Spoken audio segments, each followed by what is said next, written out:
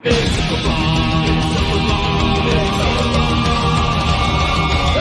night in with Mauler and the drinker, getting trashed with the web screen thinkers. A cheap night cause I'm feeling kinda thrifty, got a 10-pack of beers and a bottle of whiskey. Hop up the cork, have a glass of wine, but they'll say I'll be fine. Trouble walking in a straight line, but pour me a Pinot Noir. It's open bar with our hosts, Mauler and the critical drinker.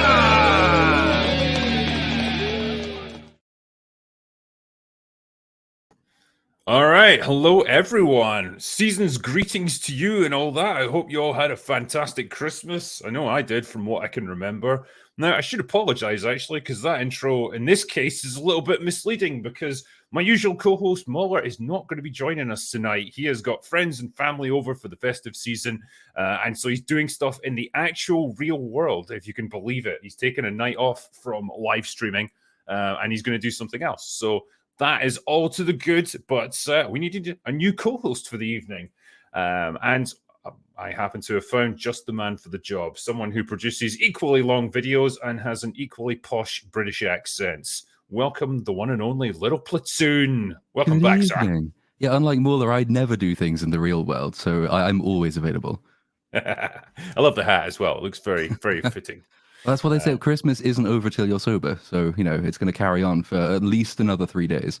Christmas is all year round for me in that case, so perfect. I'll just carry the spirit with me in whatever bottle I can find. But no, it's great to have you on board for this, so thank you for agreeing to do it. Thank you for having me. But we have other guests to bring in as well, and this first guest, he is someone very special. He has been making fantastic Star Wars movies and ruining the lives of man babies since 2017. I would like you to extend a very warm welcome to Ruin Johnson. Hello, sir. Hello, man babies. It's so good to see you all. I'm very festive. It's, of course, my favorite time of the year because in December 2017, I ruined everyone's Christmas and ruined Star Wars. It's just the best time. It just reminds me of that magical moment. How are we all doing tonight? Excellent. I think you should have worn a Halloween costume, though, just to subvert our expectations. Well, I'm naked from the waist down. I could always stand up if you want me to totally subvert those expectations. But no, I won't do that. It's not Friday Night Tights. Don't worry. I don't think we can handle that level of subversion quite yet. Give me a few more Where's drinks. your trilogy, though? It's been all of 2023 and we haven't had it yet. Well, calm down, Little Platoon. These things take time. And obviously, you know, I've been working hard on it. But I've been helping out Disney Star Wars this year, helping them out with Season 3 of Mandalorian and Ahsoka. So obviously you can see my grubby little paw prints over those fantastic things. But I'm looking forward, Drinker, to discussing what a fabulous year it's been for Disney. Just can't wait to get into it. No, it's going to be great fun, sir, and great to have you on the bar. So good to have you on for the first time. Next up, he is a man that I would never want to pick a fight with because he's absolutely ginormous. But unless my name was Director X. But welcome everyone to Mr. H Reviews. Hey, man. Nice to be here. Thank you very much for inviting me. I always like dropping on the open bar when I'm invited. So good to be here. Good to have you such back, esteemed mate. individuals. Yes, well, we will do our best to entertain, but yeah, it's good to have you back on board, man. So thank you. And last up, he is the man who, well, he races cars for a living and just kind of does YouTube for a little bit of fun. He is Camelot, and he is, I don't know, should I call you Naked Snake? You can tell us. Yes, I've been trying desperately to get a role of the new remake of Solid Snake Metal Gear, but I don't think it's going to happen, unfortunately, because once they look through my Twitter, it's over. It's over, That's man. it, yeah. And it's a shame, you know, because I think you would have been perfectly cast for the role. Yeah, I agree. We could have shot. I could have took my shirt off and everything. I haven't shaved in a while, though, so it's real furry. You know, it's not slick like you used to, Drinker. I'm sorry. I say go au natural. I think that's the way Solid Snake would do it. So yeah, I approve. Amazing. Yeah. Is it too late to change the Twitter, though, to make it more amenable? Like delete everything you've ever posted and then just do a whole list of stuff that you know they want to hear? Oh my gosh. There's one. It was like, I think it was on a PewDiePie video years ago, and I tweeted it out. And it was the most messed up joke I could ever think of. And was this weird viral thing that would appear on reels all the time. Had like 120,000 upvotes. It's just the most messed up joke possible. So it's there on Google Images. I'm screwed. And the scary part of it, this is my first year maybe racing NASCAR. I got my NASCAR license like 2 weeks ago. Went through physicals, drug tests, and I have to go to Daytona in 3 weeks for a driving test. And all they have to do is just look at my social media because they're they're a corporation just like anybody else. So they see one meme. NASCAR was far from being woke. I mean, come on now. Oh, it is that. It's race cars and drink beer. I mean, what you would think so. They still have pit girls. What's woke about that? You would think, but no, they're all about that. They fired a guy recently, or a team fired a guy, and he had to go to through the road of recovery like education program because he liked a tweet in 2020 of George Floyd, the under the knee with the crab from Little Mermaid, where it's like under the knee. Oh, and he got fired. That's damn, man. Absurd. Damn. Rip. Yeah. Well, I hope it all goes well, man. Best of luck to you.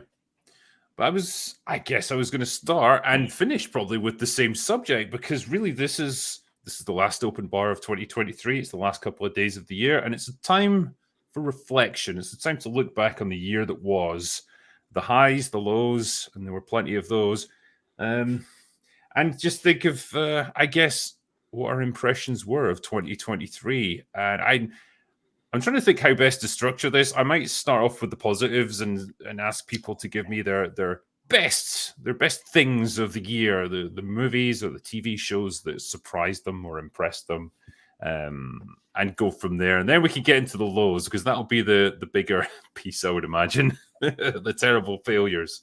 But yeah, I guess if you guys found this year, I'll hold off my own thoughts for now, but I've got plenty to say on it. But in terms of the films we've got, the TV shows we've had, the things that have come and gone, how have you found 2023 to be in Hollywood and entertainment? Oh man, it's actually kind of terrifying that I thought it was pretty much a burnt year until -1 came out. Thank God for Japan. Every time it's Japan comes in and saves us from just outright terribleness, because I can't even think of a good example that really sticks out in my head until Godzilla, which was barely a month ago. So yeah, it's pretty terrifying. Yep. Yeah, -1 was, to me, that was the best film of the year. Yeah. I'm not massively in line with you on the year being completely down the pan. There was actually some good ones. I just think we often forget about them, or they're such small projects that they get overlooked, unfortunately. But -1 was the best, and it's actually the best film. It's one of the best films I've seen for quite a while, because it juggles quite a lot of things. Not merely just the subject matter of course, a gigantic monster, which it does that expertly well, but it's all the other elements of of the film which it does so well. That hands down took it as the best film of the year for me, unequivocally. Nothing tops that. Yeah. It was probably my favorite. I mean, I guess things like Oppenheimer, you could probably argue there's maybe a bit more artistic merit behind it or whatever, but just in terms of the film that I enjoyed the most, it probably would be Godzilla -1. I just think it had so much heart behind it, and it just warms your heart really when you see a relatively small film like that. Like, it was originally quoted at $15 million for a budget. Apparently it was way less than that. Even like the director came out and said, I wish we had 15 million to make this. But yeah, the little film that just achieved this unexpected success and just showed us that, hey, yeah, we can still get good movies that entertain us and don't really try to preach too much in the way of messaging, but just like primarily are there to tell a good story with interesting characters. And hey, if it's got a giant lizard that shoots atomic breath and blows up entire cities, like, all to the good. It makes for good spectacle. Yeah. So that's all we ask for. Like, that's all I ask for is a good film that kind of portrays, a strong man, a character arc that actually pans out. He's not just a failure at everything and then ends up being just a failure at the end. And then a strong woman that nurtures rather than, is swinging her fist around, like having to fly into Godzilla herself because the dude just couldn't handle it because of too much anxiety. And that's all I need. I just needed like a normal story. Just back to basics is all I'm asking for really nowadays. It's seems like That is the a bare standout thing, isn't it, about Godzilla -1 is that actually there are some truly exceptional things, but most of what makes it exceptional is that it's doing what used to be considered the normal ingredients of good storytelling. You have a character who begins at point A and ends at point Z, and there are every intermediate stage. There's the occasional twist, there's the setback, there's him coming to terms with his war grief, overcoming survivor's guilt. Then there's the exceptional stuff, which is the way they sort of tie it in with fairly accurate, as far as I know anyway, kind of depictions of Japanese history and culture, which gives it this extra air of truthiness to it. And it's one of the best things. There's a couple of contrivances in it, and you have to hand wave away the fact that the American government doesn't get involved and the Japanese government doesn't get involved, which is it's not the smoothest hand wave I've ever seen, but it's kind of secondary to the point. And then you have to sort of forget as well that, well, if you can fly a plane kamikaze into its mouth, then why didn't you do that from the beginning? But otherwise, all the character stuff is really, really good. And that was really refreshing to see. And it's going to be fascinating, I think, when Godzilla X Kong, The Rise of the Shippers, or whatever they call that film, is coming out, just to compare, Hollywood Godzilla versus authentic Godzilla. And a side-by-side comparison, because I suspect Godzilla X Kong is not going to come out of that comparison very well. I mean, when I watched the previous one, it was just one of the dumbest films I'd ever seen. When they go into the Hollow Earth and King Kong's floating around because gravity apparently just switches on a dime because that's how physics works. All that dumb stuff. The difference with -1 is that it didn't feel like it played down the intelligence of the audience. It didn't treat the audience like complete idiots. It wasn't necessarily a hugely complicated plot, but it still credited them with a little bit of understanding of characters and the position that Japan was in at the time, and even the solutions they come across to try and fight Godzilla. It all felt relatively logical. Like you say, there's a few contrivances that you have to just accept for the sake of the film working, but it didn't feel like it dumbed down its story for the sake of the audience, whereas that's very much where the American Godzilla series has gone. Yeah, if anything, you would expect the majority of certainly the Western audience to miss a lot of the subtleties and the nuance in the character depictions, because we're not all that familiar with Japanese society in the sort of the late 40s through 50s. So a lot of the nuance stuff is probably that the writers wouldn't have expected that to land particularly well. But the fact that it's there makes the whole thing contiguous. It feels like a real world, a real depiction of real people suffering with real historical problems. And you don't necessarily need to know every detail to understand that it's a fairly faithful depiction. Obviously, if you do know the details, it helps immensely, but not assuming that your audience is dumb is helpful, I think, and not trying to pander to every one of their worst impulses is also really helpful. Both of which make that a really refreshing film. I think it's a good example of how quality storytelling is truly universal. So the fact that it's this set in post-World War II Japan, a vastly different culture from the one we exist in now, but the characters resonate with people so that you just get them, you get where they're coming from, and you don't necessarily need to understand all the nuances of Japanese culture to know that, okay, the relationship between the main character and his sort of quasi-girlfriend and the little girl that they've adopted is extremely unorthodox for the time period. We get it, okay, and it's fine. You can get behind that. I think that's just a great. Sorry. No, I was just going to say I think they did such a good job anyway, because the elements that are the sort of core of the film itself in terms of its sort of character elements and more on a sort of a humanistic level as opposed to anything else. There's no sort of ideological elements there involved in it regardless. And you don't need to know. You don't need to sort of be intrinsically familiar with 1940s Japan or even Japanese culture now to understand anything that plays out, because they step by step, explain it in the interactions. Oh, he's back. Why is he back? Oh, that's dishonor. You're this, you're that, etc. I need to, regain my honor. I feel this. I feel kamikaze pilots. So they do all this stuff really, really well. In actually within the story, which is now in Western Hollywood movies so ham-fisted and just awfully done. It didn't feel it just didn't treat the audience like idiots, but it explained it in a way within the story, the actual material at hand. And it was. I also think there's elements in there which I think everyone can universally sort of there's an affinity for everyone to agree with some of the things that are in there, or at least have some sort of empathy with anyway.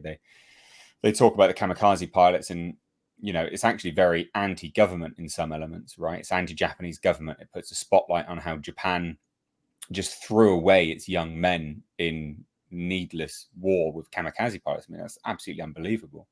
It is, but there's the additional complication with that, because there were a number of sort of failed so-called kamikaze pilots who were really stigmatized all the way through to, I think, the 1960s, even then, because they were, even though, it seems insane to say, yeah, we're going to throw away the lives of our young men. The fact was, the mentality at the time was, you have to give your life honorably in service of your country. And if you don't do that, even if we lose the war, you are still going to be an outcast societally because you failed to live up to the lofty ambitions. And that's the underpin of the protagonist's arc anyway, is that he realizes or believes that he's a failure and he thinks he should have died. And he has to learn to come to terms with living in this bold new world.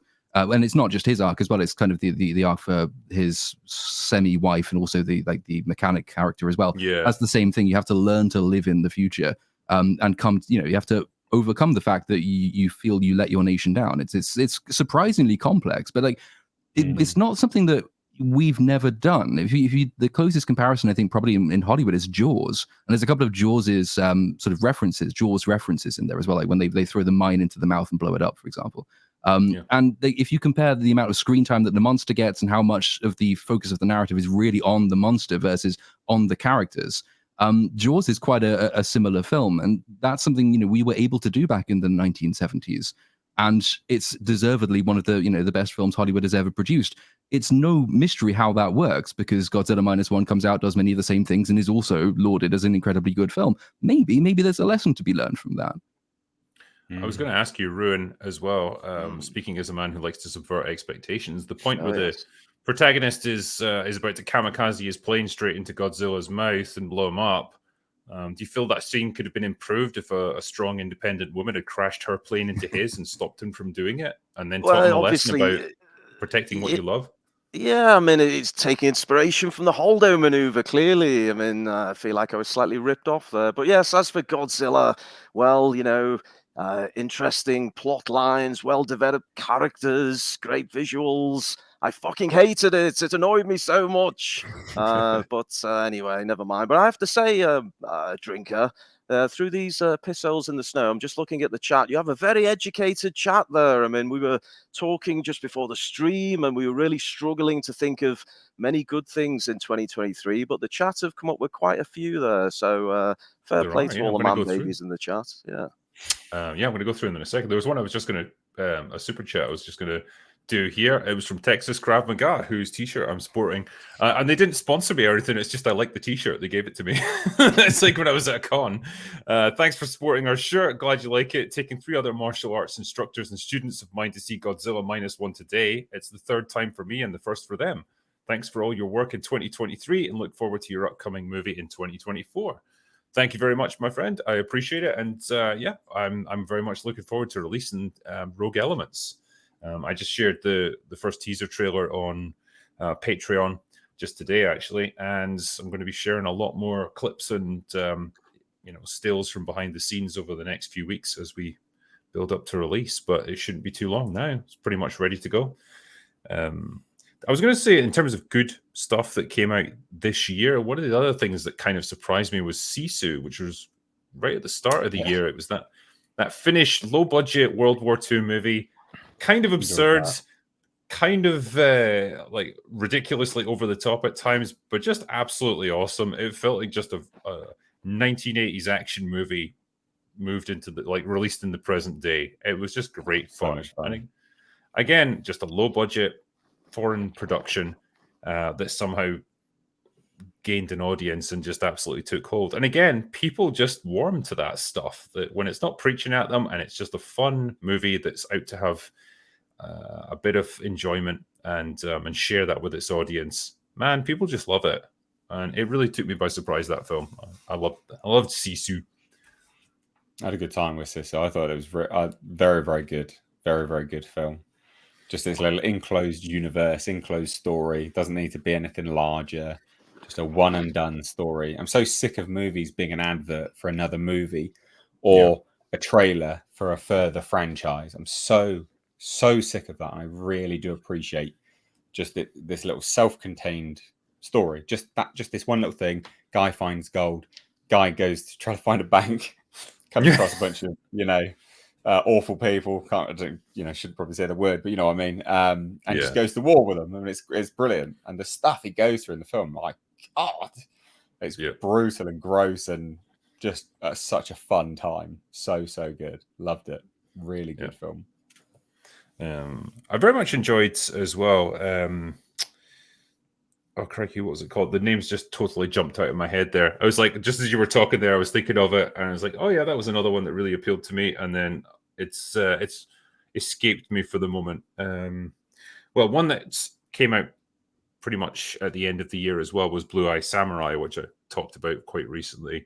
Again, another one that, it's like a joint French and American production, I believe. Animation is beautiful. The characters are nicely well developed, and hey, it proves that you can have a strong female protagonist who's actually interesting and well developed, and that you can actually root for, and doesn't always get everything right. It's just, I was impressed by it, and I thought it was nice to see that shows like that can still get made over here as well. A film that I really enjoyed that. Thought it was good. What was that? Sorry. A film that is kind of, I feel like it's kind of underrated, and I was kind of talk about subverting expectations. So Evil Dead Rise, when it came out, I was not looking forward to it because I looked at, saw the trailer, saw screen grabs from it, saw all these characters, and I was like, this is gonna be some bullshit immediately. But eventually, I got drunk and watched it, and I noticed that all these characters kind of sport, like current modern day like ideology and like messaging.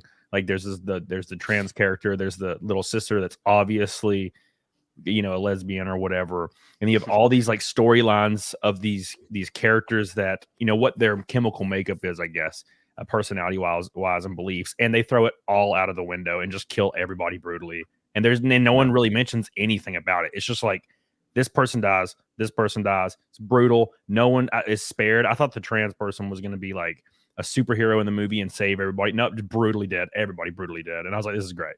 It just basically no one was safe. No one got protected. Doesn't matter what you believe or what you look like, you die. And it's kind of nice to watch. It was a strange movie in a lot of ways because it sat in this awkward middle ground for me where it wasn't like a horror comedy like the original Evil Dead movies, where it was just absurd a lot of the time. It didn't have Bruce Campbell with the kind of physical comedy that he could do, but it wasn't a straight up serious dramatic horror movie either. It was kind of in between the two extremes, and so I felt like I never quite knew what it was trying to be. But I get your point. Like it didn't feel like it pandered to any particular identity or makeup or anything like that, or political beliefs. It was very much like, what doesn't matter what kind of person you are, you can still get killed by these things really easily. It was like they didn't discriminate because they're from a different time. They're demons. They don't care. They're not going to ask you your pronouns. They're just going to cut your face off, and it's going to be great. Yeah.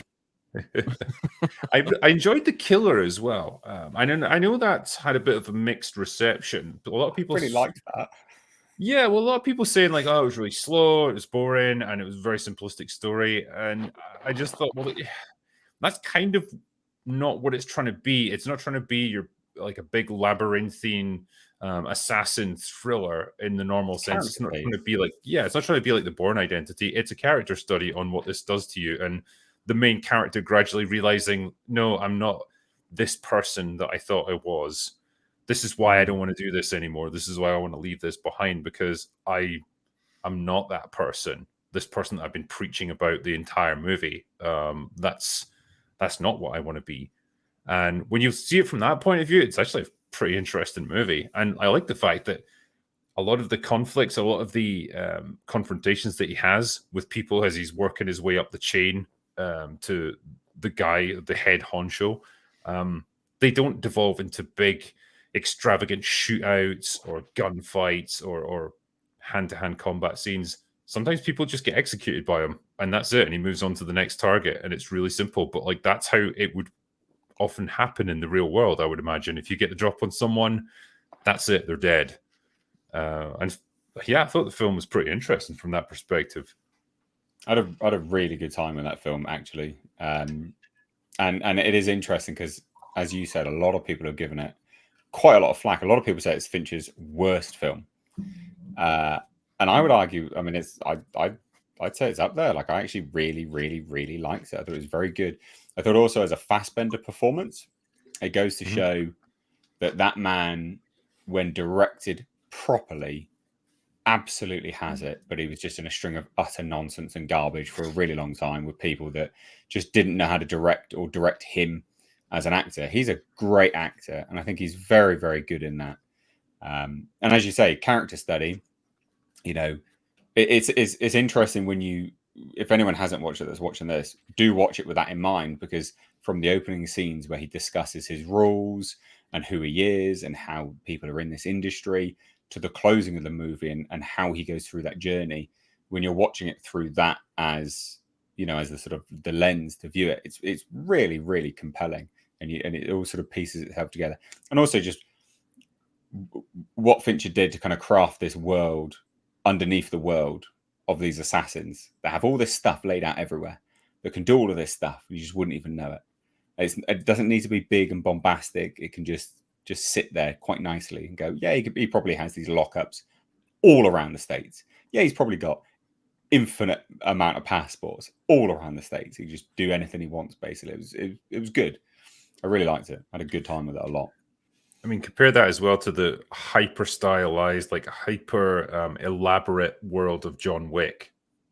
What that series has become, with all the crazy rules and the organizations and people in the big elaborate costumes and stuff. This is very much the down and dirty version of the assassin game, where it is just as practical and simplistic as possible, because that's what the mission's about.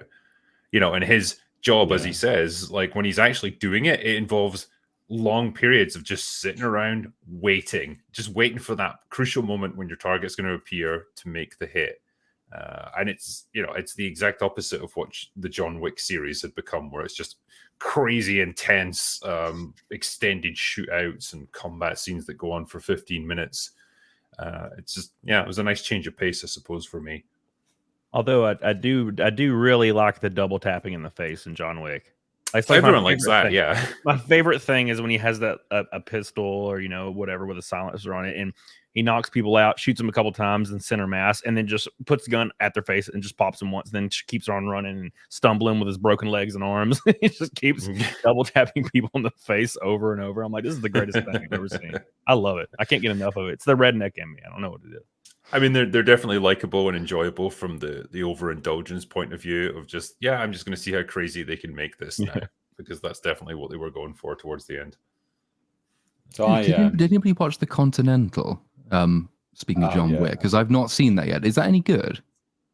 It's good if you don't watch it as a John Wick thing. Because when you compare it to John Wick and you're like, oh, this person is supposed to be this person, why is he like 2-3 foot taller, and you know, why has he got a different accent? So yeah, it's quite good. I enjoyed it, but when you compare it, like when it's supposed to be a John Wick thing, that's when you get like, what? But it is actually quite good. Like I did enjoy it for what it was. And Mel Gibson's incredible in it. He's so good. Like you should watch it just for Mel Gibson, because my God, he's having the best time. And when Mel Gibson's having the best time, you're having a good time watching it, because it's good fun. I know this is like an aside, but when you talked about Mel Gibson there, did any of you guys watch Boss Level? That was last year, I think. I did, yeah. And like Mel Gibson was the villain in that, and that movie was just so much fun. It just caught me off guard, because I think, you know, that whole time loop thing and doing the same events over and over again has been done ad infinitum, but that movie just found a way to make it fun again, just by not taking it too seriously and just treating it straight up like a video game. You get to a certain point, okay, you need to refine your tactics. Once you get killed, try again, get a little bit further. And it was all tied into like a pretty likable main character and his story of trying to reconnect with his estranged son. I just thought, you know what, that movie was okay. I quite enjoyed it. And there was just flick for me. Good fun. And there was just some really funny deaths as well. He got killed so many times. It was great. So it's similar to Edge of Tomorrow, basically. Very much, yeah. I've not seen it. That's one of my favorite things of Edge Tomorrow. Edge Tomorrow is when Tom Cruise does his high pitched shrill scream every time he just randomly dies, like out of nowhere. He just does this high scream, and I'm just like, this is beautiful. Shouldn't that movie have been called Live, Die, Repeat? Wasn't that the working title which they should have stuck with? That was a fantastic title, but it was. Yeah, that's a good title. They missed the trick. Will we see another one of those movies? I did enjoy the first one. I thought it was great. I think, had they not talked about doing a sequel? I think Emily Blunt and Tom Cruise were up for doing it, but I don't know if it's actually gone anywhere. They do an interview every so often where they'll come out and tease it and say various bits and pieces like, oh, it's definitely ready to go, and the story was ready, and loads and loads of stuff. So I've no idea what's happening. It might be a rights deal issue behind the scenes, because obviously that was a manga that was adapted, so it might be a rights issue. But they've threatened it numerous times, saying that they've got a script ready to go, a lot actually, but it's just never happened. So I don't really know. Can I ask Camelot a question? Yes. Camelot, what did you think of Emily Blunt's triceps? Amazing. I was actually thinking about that just now. It's the weirdest thing that you just said. So was I. That scene where she's doing the yoga and she just stretches. Exactly. Yes. That is damn, she's got some arms on her, man. Every time I think about Edge Tomorrow, I think about that reoccurring scene where she's doing that weird yoga move and looking over all sensually, and I'm like, damn, Emily Blunt. Oh my god. It was in the trailer, wasn't it? They knew it. Highlighted the trailer. They knew it. They knew that scene was beautiful. They're like, yeah, we're just gonna put this in here like 37 times.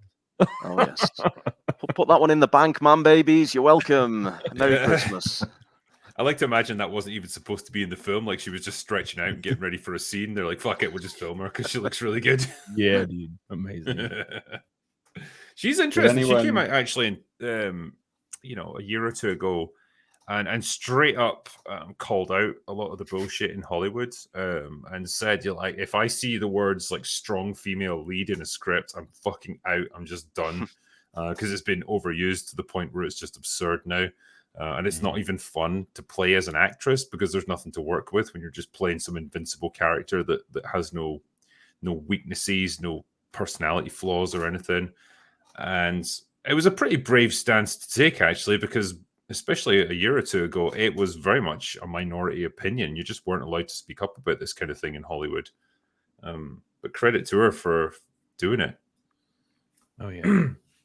Makes me love the field of other good things. I can't find a segue for triceps to video games, but there probably is one somewhere. But like, obviously, I think video games are probably going to be the next meta if we assume that the superhero thing is pretty much dead. And there are plenty of video game adaptations in the works, but we've had, I think, 3 come to mind so far. Tetris, which I thought was really good. Mario didn't fail to land, so that's something. I thought like Mario was okay. And then you had The Last of Us on TV. So in terms of kicking off the whole wave of video game adaptations, we've probably got to dread. Are we optimistic about where they're going based on what we've had so far, or is this the best they're going to get? No. I think if it's a Japanese source material and the original creators have got a good amount of say over it, like creative control, I think it'll probably be good.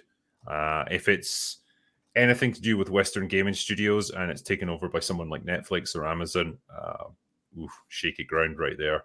Yeah, they have to have an extremely strong-headed like team of people in charge of approving everything that has to do with the IP. Like, they have to have people in charge because, Super Mario was all right. I enjoyed it. There was a few little weird things here and there. But with Last of Us, I had to stop watching it around, I don't know. I don't remember which episode. It was like episode 6 or 7.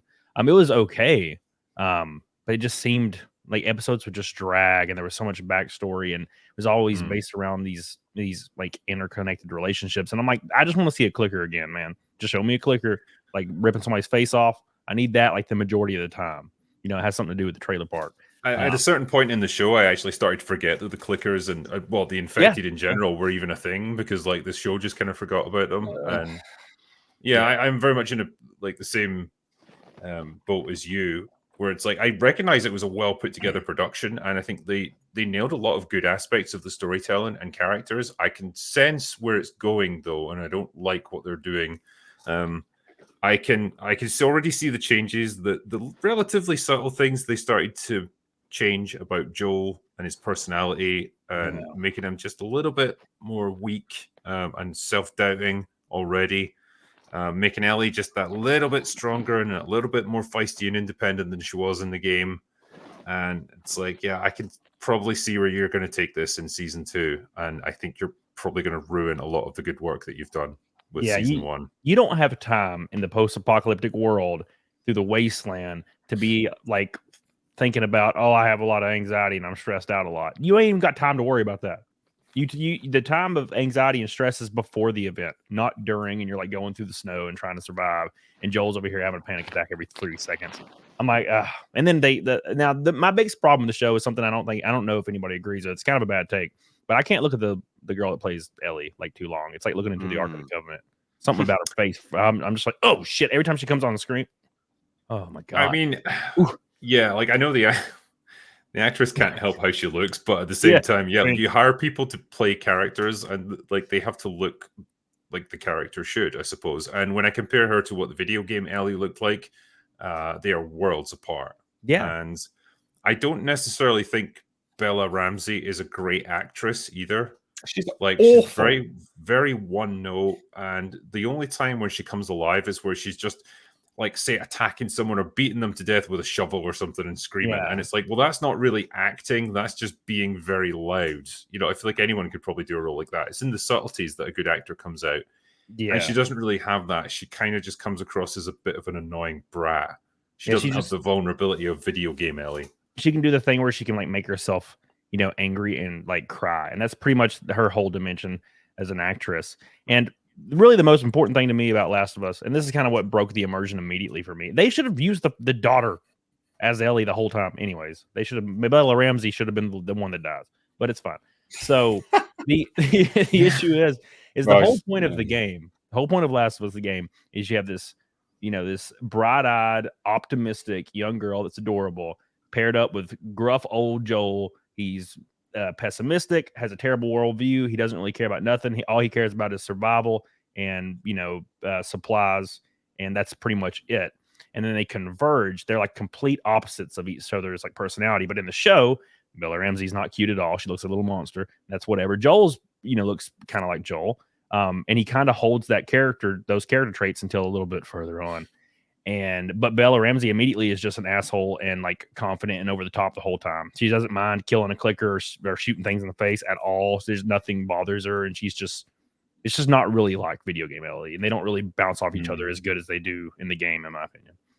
They don't have that shift in dynamic as well as they did in the game, where it's very much like at the start of the game, Joel is very much the dominant force in the relationship because he knows how to survive in this world. He's a smart, capable, cynical, highly dangerous man, and Ellie's almost terrified of him. She's very much down here. She's inexperienced. She's young. She doesn't know how to survive in the real world outside the city limits, and she's reliant on him for a period of time before she gradually learns from him. She becomes a stronger person, more determined, and then they start to even out a little bit to the point where she actually has to fight to save his life. But it feels very much like, no, they really wanted to start this TV show with them on an even keel or an even footing, where they're at the same level of almost skill and capability and determination and strong personalities. Maybe even that she's slightly above him. She seems to dominate a lot of the conversations and have him on the back foot a lot of the time. And I just thought, you've wasted a really cool character arc there by jumping the gun and just being so determined to make her a strong, powerful girl boss right off the bat. Yep. Didn't have to do that. Yep. But, and it's going to continue into the second season or third season, however they depend on bringing old Abby in, which I don't know how she had gear this whole time, the post-apocalyptic world, but it's fine. But they're going to bring her in, and then you have Joel starting to kind of be a bitch, and it's going to go completely into the second game where out of nowhere, Joel trusts everyone overtly and doesn't mind. The people are you Joel, a random person with guns? And he's like, yeah. I'm like, no, he would never do this. What are you talking about? What's happening? So he's going to get golf clubbed immediately, and I'm just not here for it. I'm not interested in watching it. Does anyone else think Pedro Pascal is in danger of becoming typecast as a fatherly figure who looks after a child? He's it seems to be happening rather a lot. Also, anyone else fed up of Pedro Pascal? I've had about my fill of him. I was going to say, I think he's very much the MCU of actors, where it's like I'm seeing you everywhere. You're in fucking everything, and I just need a break from you. He needs to learn how to say no to a role, for the love of God. I think so. He's Yeah, not because even that good. he's now cast as Reed Richards in the MCU. Like again, just I shouldn't feel bad. Like I shouldn't feel pissed off that it's like an actor who's getting a lot of roles, but at the same time, it's like Christ, man, just you don't have to take every role that comes across your desk. Like you can say no to things occasionally. Like, yeah. You do get oversaturation at a certain point. He's not even that good of an actor. I want to say something that I actually really enjoyed. I don't know whether anyone else on the panel watched it, but it was a little film that kind of came out of nowhere, and I had a very good time with it. No One Will Save You, about an alien home invasion. Wraps up at the end, kind of very sort of Hitchcock-esque. Yeah. Anyone else watch it? Because it was. Yeah, I enjoyed it a lot throughout the entire film, and then it got really strange in the end. And then there was like, basically the whole point of this movie is this girl, for her to be happy, like she has to be surrounded by all these people that are pretty much like skinwalkers. I enjoyed it though. I thought it was great. I enjoyed how like the creatures would just come into her house, and she's just like, has a shovel or whatever the hell she had. I can't remember now, but I enjoyed it. Well, there's I think there's only a total of 3 words the entire movie, and you wouldn't know it. Like just watching the film, you wouldn't know it because it keeps you that engaged. Yeah. Really, really good film. I had a great time with that. I think a few people have recommended it to me, like subscribers and stuff. I've not gotten around to watching it, but yeah, it's a strong recommendation from you. Yeah, I think you'd enjoy it, to be honest. I think you'd like the ending is what seemed. A lot of people don't like the ending, and a lot of people don't like. Yeah, most people's problems with the ending, but if you've, I think you'll like stuff about it. To be honest, I wouldn't want to reveal anything else. But I like stuff about it. I think at the time I didn't like the ending, but in retrospect, I did. It's like a weird thing where at the time I enjoyed. It's one of those films I didn't want to end. It's kind of a rare thing for me. Like every once in a while, I'll watch a film where I'm just like, man, I really don't want this to end. I want it to continue going. Kind of like Lord of the Rings extended editions. Every time I watch them, I'm like, I just wish there was more. And then it ends, and you're like, man, like I wanted more of a resolution than that. But I think in retrospect, I enjoyed it and respected the end of the movie. Although I do think it's pretty impressive that they were able to make basically the most, the most normal depicted form of an alien in, I guess, media and popular culture. They actually were able to make it terrifying as shit instead of being cute and variations of it. Yeah. Here's a good question, actually. Ask anyone what their favorite Pedro Pascal role is. They can't come up with one. I'll give you one. I really liked him in The Unbearable Weight of Massive Talent. I thought he was really funny, really likable. I thought he just played it perfectly. When he gets the right roles, he can do a good job. And this is like, I guess this is my issue. Like, I want to make it clear, I don't think he's a terrible actor or anything. It's just that I'm just getting tired of him being flavor of the month and getting cast in everything. That's my only issue, really. Yeah, 100%. I think he was great in Game of Thrones. He was fun.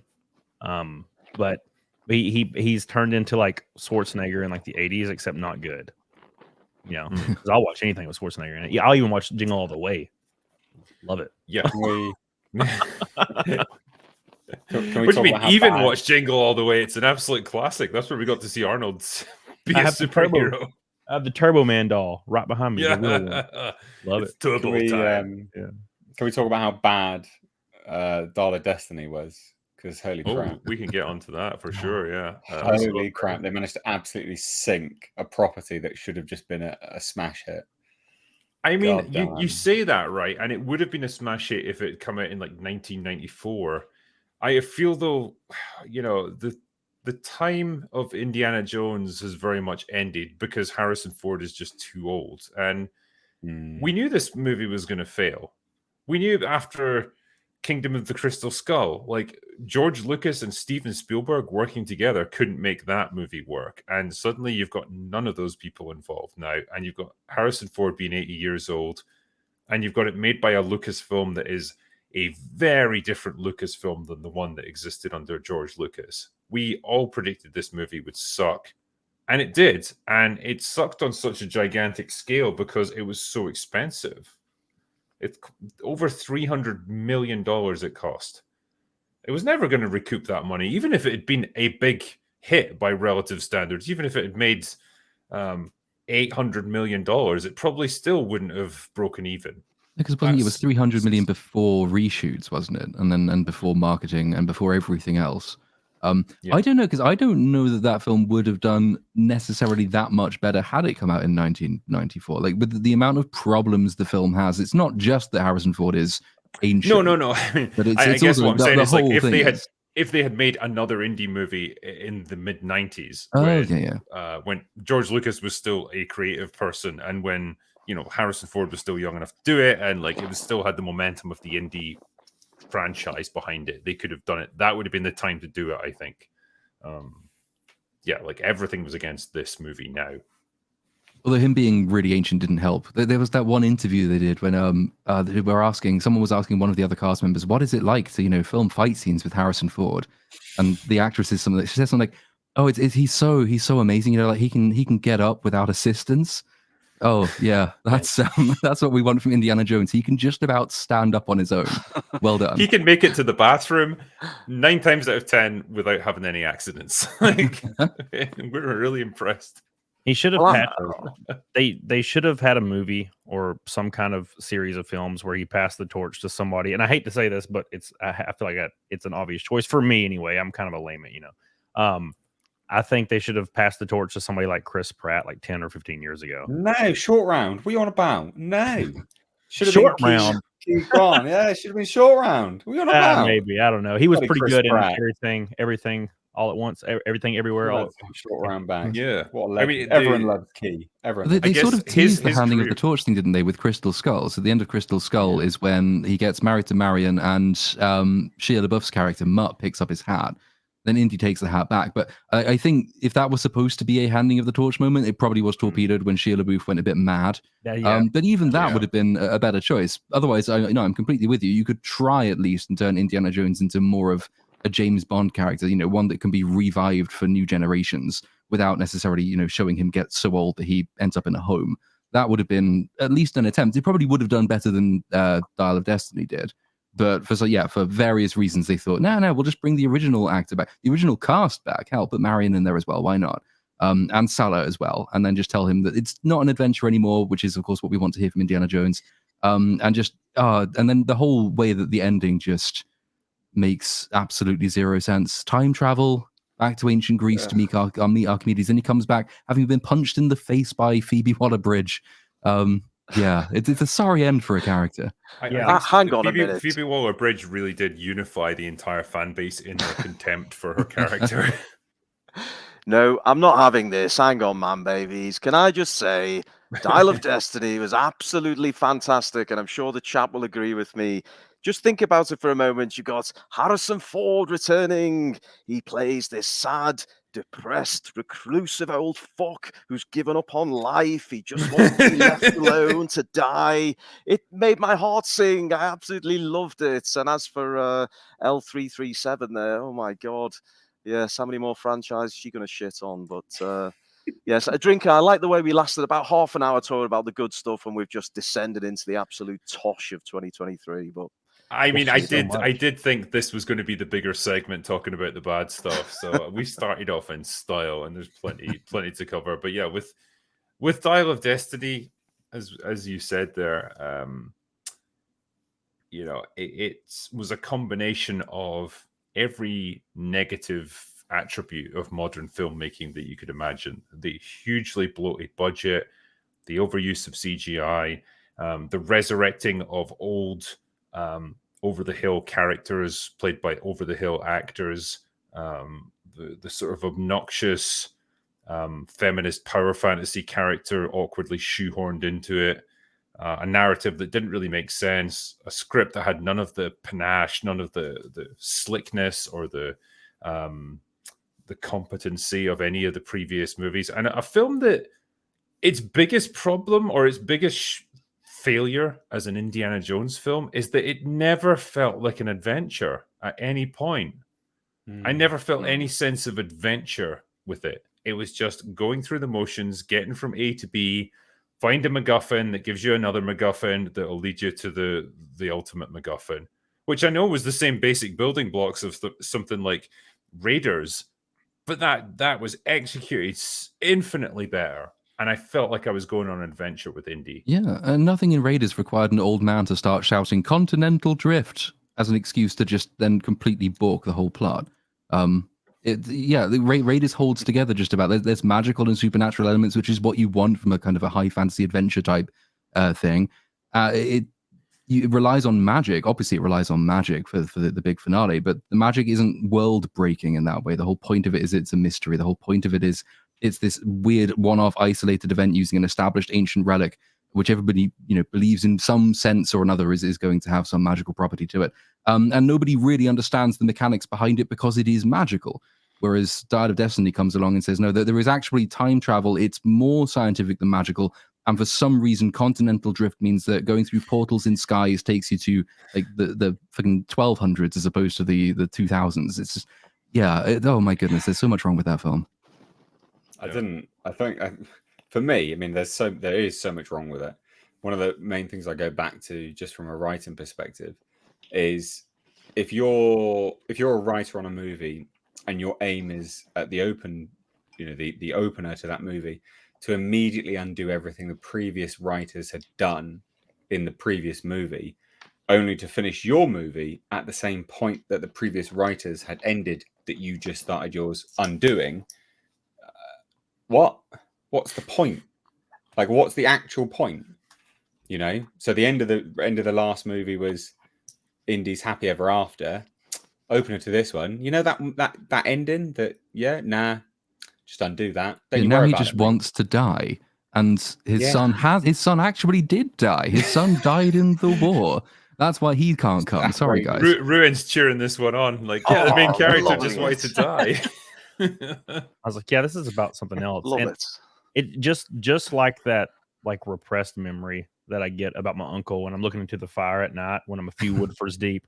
I have the same exact feeling about like what is even The Last Jedi?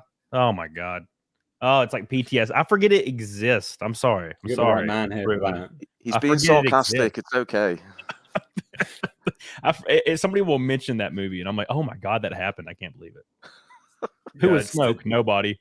Doesn't matter. Who's your parents? Nobody. Doesn't matter. Go kill yourself. I'm like, thanks. I'm glad I went and saw this. Yeah, I mean, there was a comment earlier, like classes are going to be taught on how bad Dial of Destiny is, but like they could make an entire PhD on how bad The Last Jedi was. Like that is. My video on it was way longer than my dissertation in my actual degree. There's so much wrong with that film. I'm sat here, you man babies. I'm listening to all this, I'm sorry. It's one of those things that you could drive yourself insane. It's like when physicists start studying the infinite cosmos for too long and their minds just can't comprehend it and they gradually like go insane. That's what it is like with TLJ. It's just like there's so many layers upon layers of awful, terrible, nonsensical writing that your mind almost can't encompass it all. There's just too much. It's just it's mind-boggling. But in terms of current year, because I want to keep it on track, should I say? I mean, I can basically say this is the year where the entire superhero genre pretty much imploded. Oh, yeah. Finally. So have we gone back to the good things section of the stream then? It's finally over. We've exhausted the good. I mean, I should at least say, in terms of like rare examples, Spider-Man Across the Spider-Verse was a good film, and I thought it was really well done, and I liked it. But that was one superhero movie out of 8, I think, that came out this year, and the other 6 or 7 were all shit and flopped. Yep, and that Guardians 3, I'll give it a sort of pass. That was kind of in between. That they got me. They pulled on the heartstrings.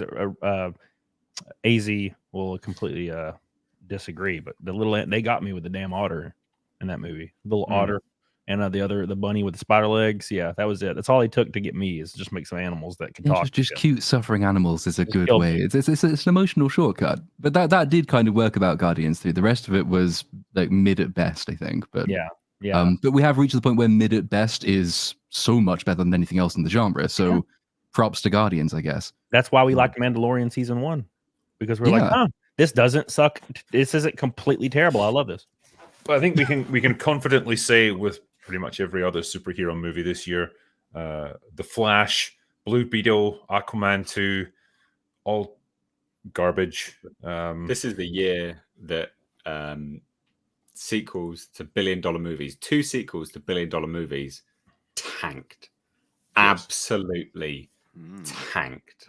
I was going to make my way to the Marvels. Ultimately, I think over to you. That is just that is the final just like exclamation point on the failure of superhero movies this year. And again, we all predicted it was going to happen. We knew there wasn't the fan support for this character. No one really cared about Captain Marvel. Like, it was just a movie that was propped up by everything else around it. We saw the trailers, we knew it looked rubbish, and then it came out. We predicted it would flop. The only thing it surprised us with was the extent to which it flopped. And like Mueller and I have discussed it before. He predicted it would probably make $350 million. I thought, no way, it'll make at least 400, maybe 450. Like, it'll still be a flop, but it'll make a certain amount because it's got the Marvel momentum behind it. Wow, none of us would have expected that it would barely make 200 million. Didn't even make 100 million domestically. Oof. Yeah. Damn. I mean, that was calamitous. All they had to do do for this conversation. Yeah, and that's the point. Is your profile pic right there? All they had to do was pull their boobies out, and then market it like that. They came close. They had that tried. white tank top. Yeah, she was flaunting the little white tank top all over the place, and then they even had cats in there because cats are cute. Women love cats.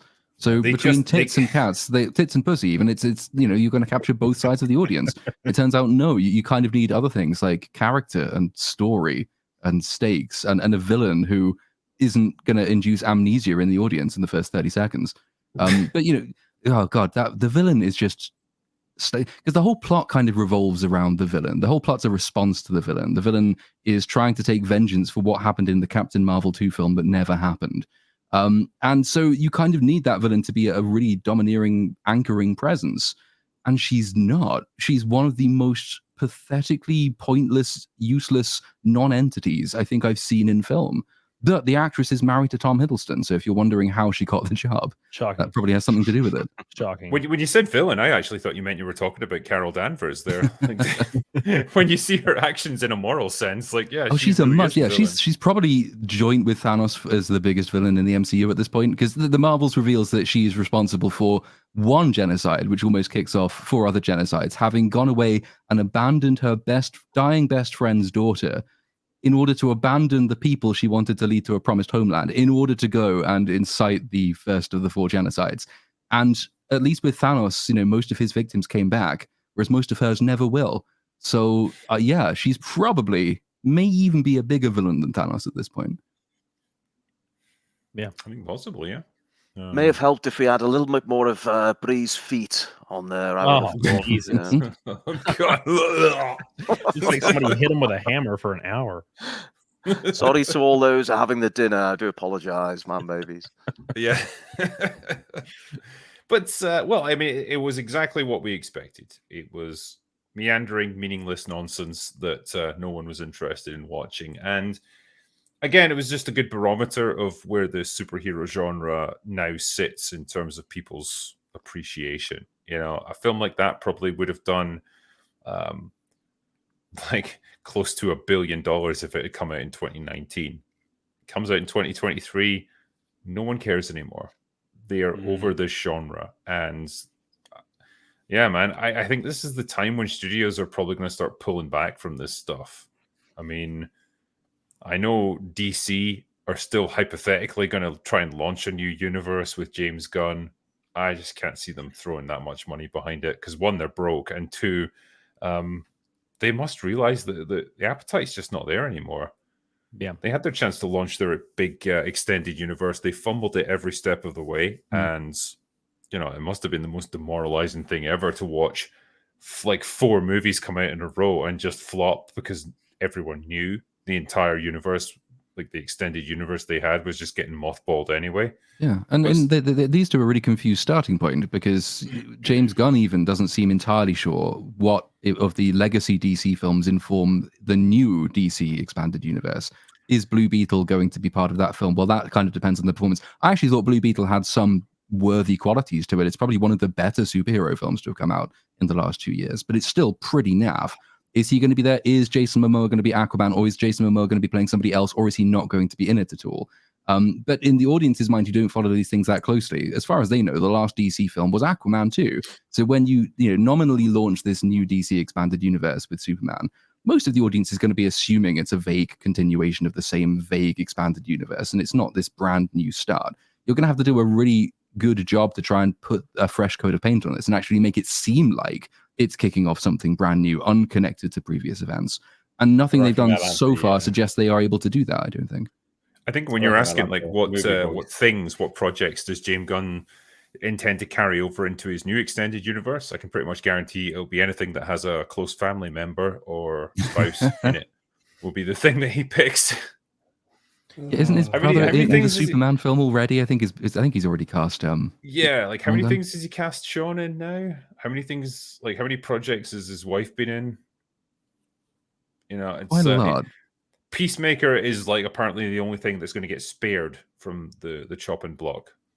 Funnily enough, the thing that's got his wife in it in a major role. Who would have thought? The thing that he developed as well, like entirely his thing. Yeah, of course it is. I just ridiculous. Think it's an interesting choice, and I've said before, I think this guy is just far too little, too late. I don't know if he can oversee an entire studio, and even if he can, I just don't think the appetite is there at this point. Yeah, I mean, you bring out a new Batman movie or a new Superman movie, people will watch it, sure, but like you can't build an entire franchise around just those 2 characters. It's going to be tricky as well, because you think from the cinema perspective or the theater perspective, they've been stung repeatedly now by setting aside whole block bookings full of screens for the Marvels, which gets maybe 1 or 2 people in per viewing. Which is going to be losing the cinema chains that host these films an awful lot of money when they could be putting on something else. Even like Godzilla -1 would probably have put more bumps on seats than the Marvels did. And at what point does that response kind of feed back up to the studios, which is that actually the appetite for even hosting a lot of these things, certainly for the duration of time they're used to being hosted, is not there anymore because the theaters also need to make some cash.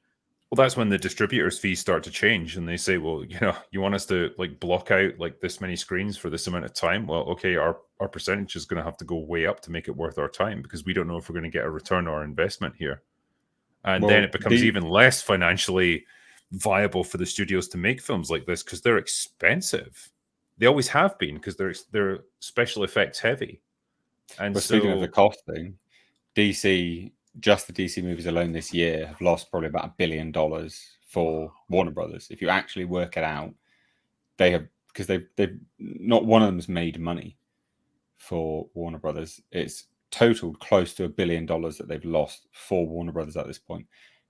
So that's really hilarious and awful. But what makes it even more hilarious is that you've got these movies that cost $200 million, $250, $300 million, whatever it is. And then Godzilla -1 just rocks up. Opening weekend in Japan made more money than a DC film this year. It made more profit, just profit, than a DC film this year. And has now continued to snowball to make even more money. So much so, that they've added screens, they've extended the run. Godzilla -1 has been more profitable this year than any single DC film. Let that sink in. It's almost as if it's hilarious. It's the same deal with Sound of Freedom, right? Which that was sub 20 million to get it made. Disney sat passed it up. sat on the shelf at Disney for like 5 years. They just wouldn't release it, and eventually sold on the rights to like Angel Studios. They release it, and it makes like hundreds of millions of dollars. Well, it was Insane, released the same absolutely weekend insane. It was released the same weekend as Indiana Jones, I think it was, if I remember rightly. And it made more money than Indiana Jones opening weekend than Indiana Jones has made, because obviously it's lost money. Yeah. Disney, what are you doing? Yeah. You could have made some money. It's almost as if these major studios aren't interested in the money making business anymore. It's almost they're interested in something completely else. It's very strange. They'll get much more interested when they run out of money, though. That's always the way. When they run out of money, then they'll be very interested in making the money back, especially when you've seen how easy it is to do it. Mario was not a groundbreaking film, probably one of the easiest things to write, produce, and put on the screen. And it made a huge amount of money. Barbie, likewise, huge amount of money. It's all very well when you're able to piss money up the wall, but when you run out of piss, then you start worrying.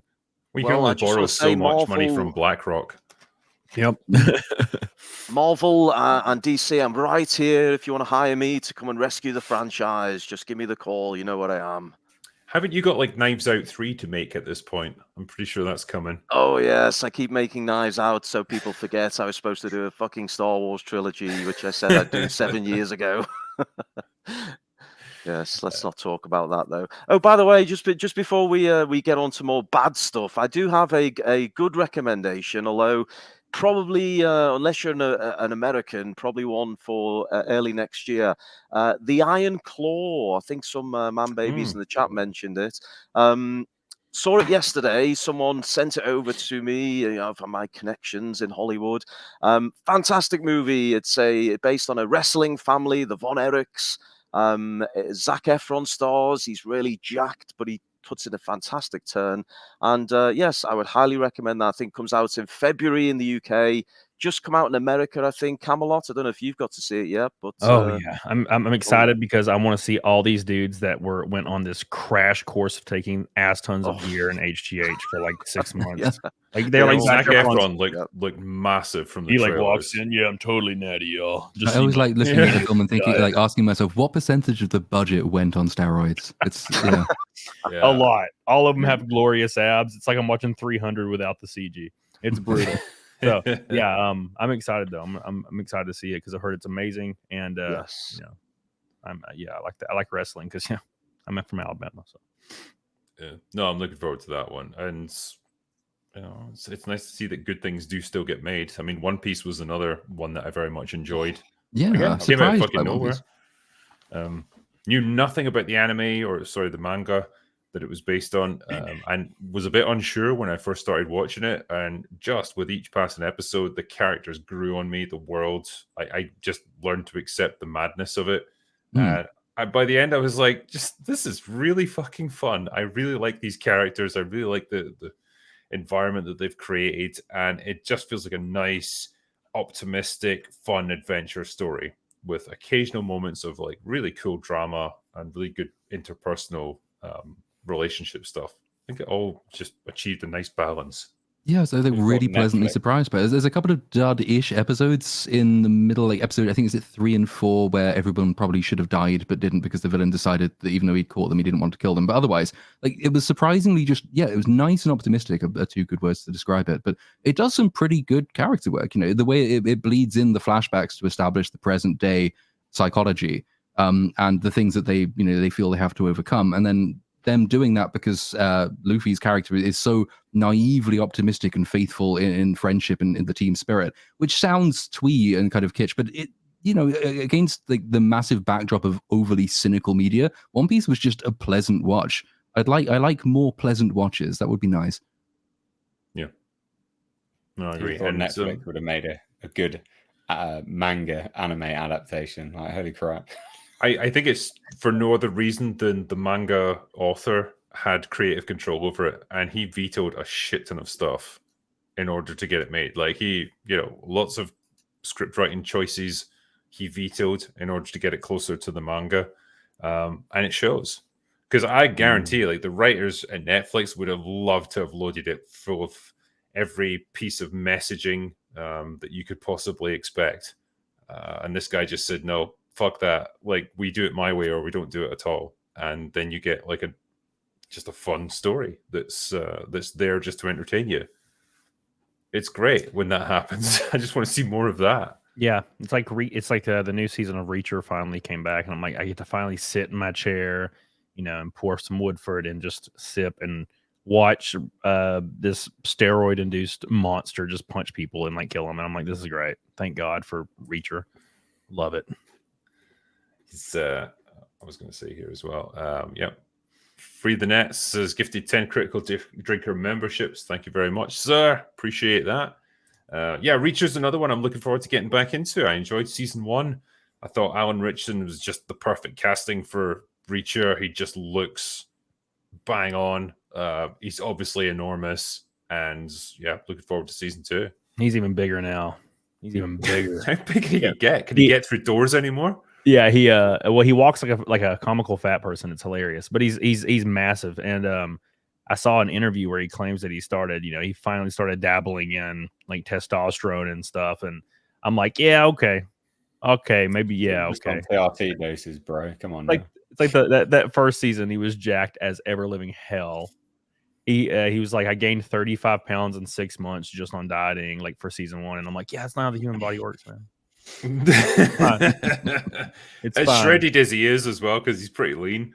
He ain't gonna be doing that. He looks like a monster now. And it's fine. He's 41. Who cares? But it's been a really cool watch. I've been enjoying season 2 a lot. The only downside to season 2, because season 1 it's like this kind of like podunk town with this big conspiracy, and then there's this like cute kind of podunk like a police officer lady he's following around, and then eventually she just takes her clothes off and he just wrecks her.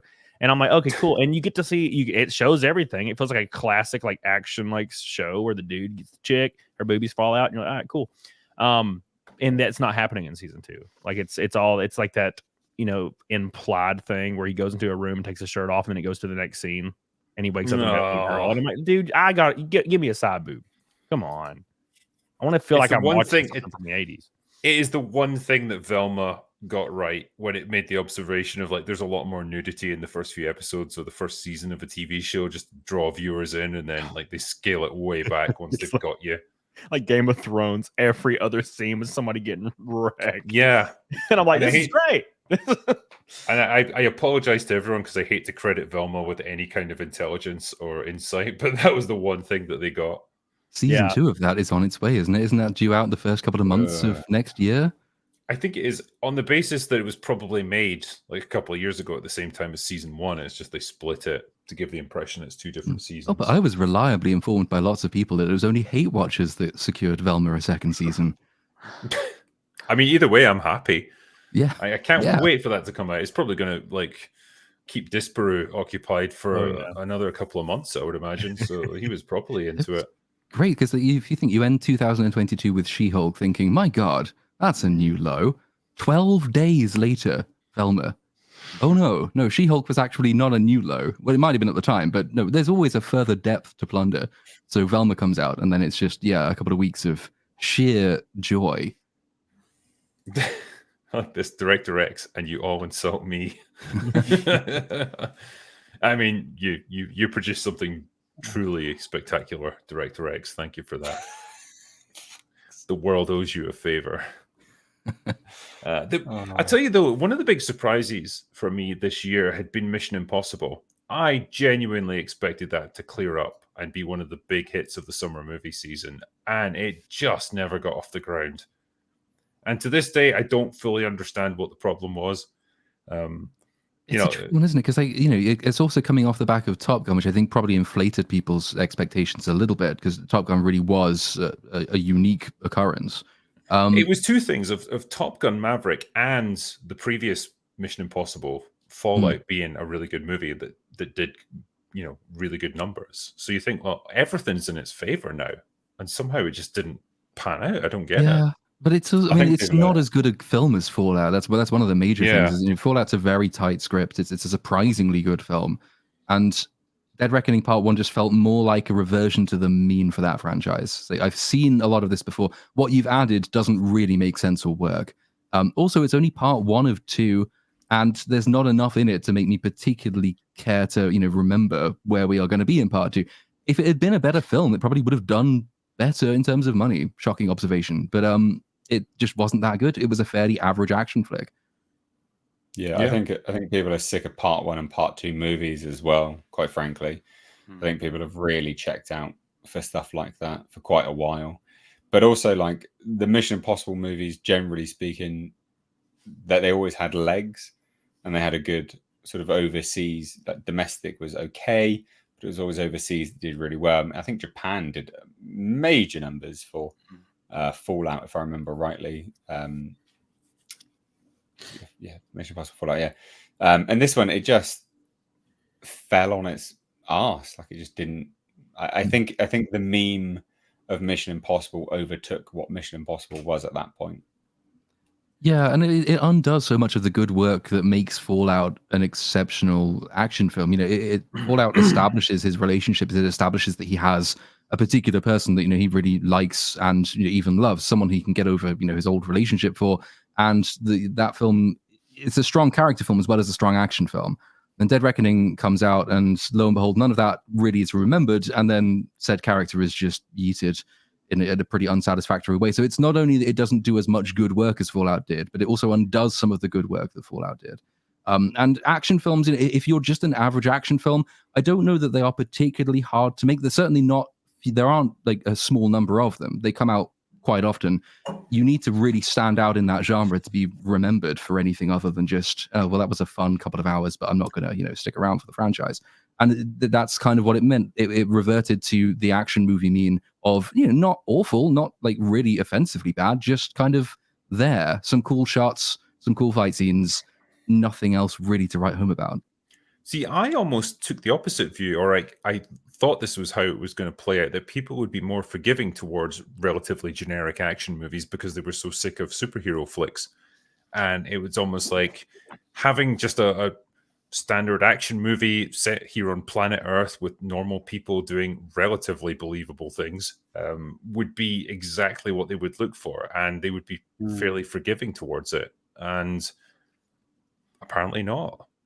I think so that the interesting thing about Fallout, I think if you remember back to the marketing and how it was promoted on the lead up, we'd seen absolutely every single action set piece in that film before it was released, and I think that was, I mean, it's textbook, isn't it? Whereas the studio, clearly they didn't have confidence in it, right? Because they were showing us everything possible, absolutely everything. I think even in the interviews they revealed that the villain was AI, for God's sake. So they'd revealed everything about the movie, and so they clearly had their fingers on the button. Didn't think it was going to do that well. But also, like, you'd revealed everything. What was the point in going to see it at that point? Like, where was the reason to go to watch it as an average moviegoer? The average moviegoer isn't someone like us that sits around, and watches these things and still goes to watch the movie because, I guess, the YouTube gods have cursed us. We have to. The average moviegoer will go, well, I've seen this stunt 20 times in the last, I don't know, 10 hours on TV. And then I've seen this one as well. Is there anything left? Also, There's at times you've got cost of living crisis and you've got a choice. I'm going to go and see another Mission Impossible film, or like a couple of weeks later, there's Oppenheimer, Barbie, for which there's unprecedented marketing buzz. There's plenty of other things around which recommend themselves more. Word of mouth, I don't think really picked up for Mission Impossible either. But I do wonder whether or not that's because it actually falls closer into a superhero film type trap, which is it doesn't have really any kind of understandable villain. Once you've blown up the stakes to supercomputer mega AI is controlling absolutely everything. It can predict absolutely everything except where it can't do that.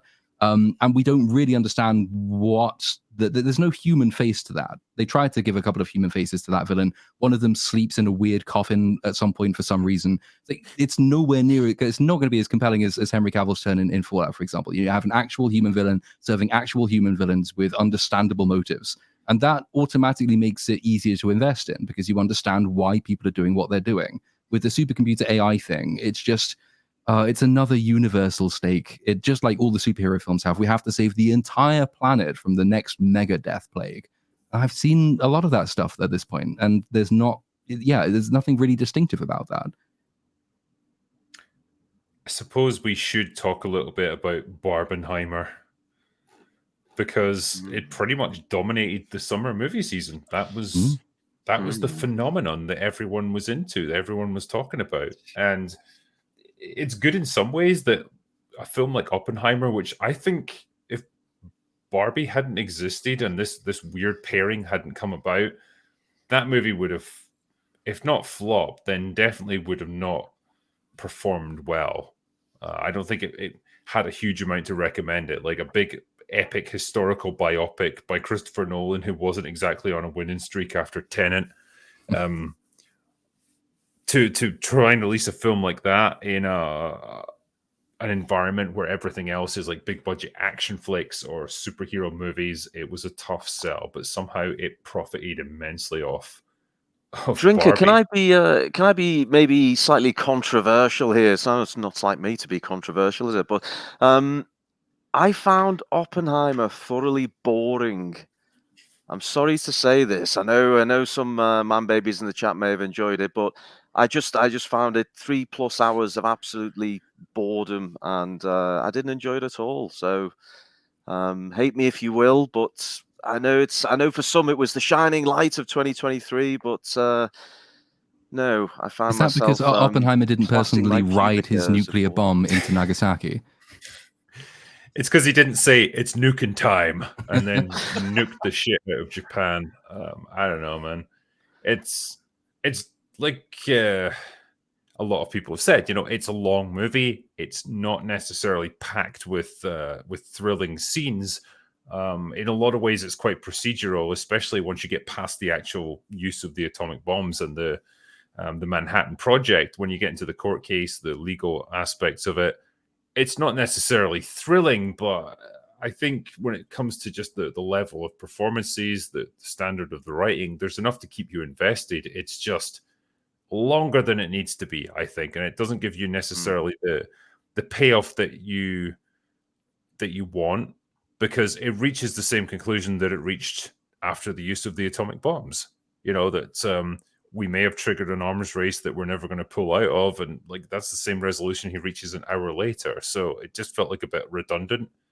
Yeah, I mean, I'm glad the film got made. I'm glad that people are still watching relatively intelligent films like this.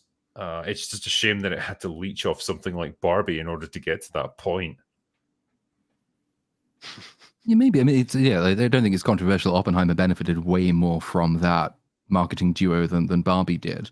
But if you're going to effectively trick people into their seats to watch something intelligent, at least they've watched something intelligent. Like if you go and see Barbie and then you go and see Oppenheimer because that's the meme, and you sit through Oppenheimer, you've come away with stuff you probably didn't know before. You've seen something that's actually fairly well constructed artistically, that has fairly solid artistic purpose to it, as well as historical and factual messages to convey. In the normal situation, this kind of film is not doing hundreds of millions of dollars. Obviously not. It's a biopic essentially about a fairly well-known, in broad terms at least, historical event. But the more people who get to see that, I think the better. It doesn't really matter if you've had to trick them to go and see it or if they've been memed into going to see it. At least they've seen it. And the fact that it's outperforming the latest superhero schlock is kind of encouraging. Yeah. No, I get it. I mean, a win's a win ultimately, even if it's not come about in the best way possible. But yeah, I mean, yeah. Talking about Barbie, I suppose it was the big surprise of the summer. Like, I didn't see this one coming. I imagined it was going to do well. I just didn't know what to make of it, like, leading up to it, because I had no interest in it, particularly because why would I? I didn't play with the dolls. I didn't know anything about it. I didn't have any connection to it. It just seemed like just a typical fluffy, pretty bland, inoffensive comedy.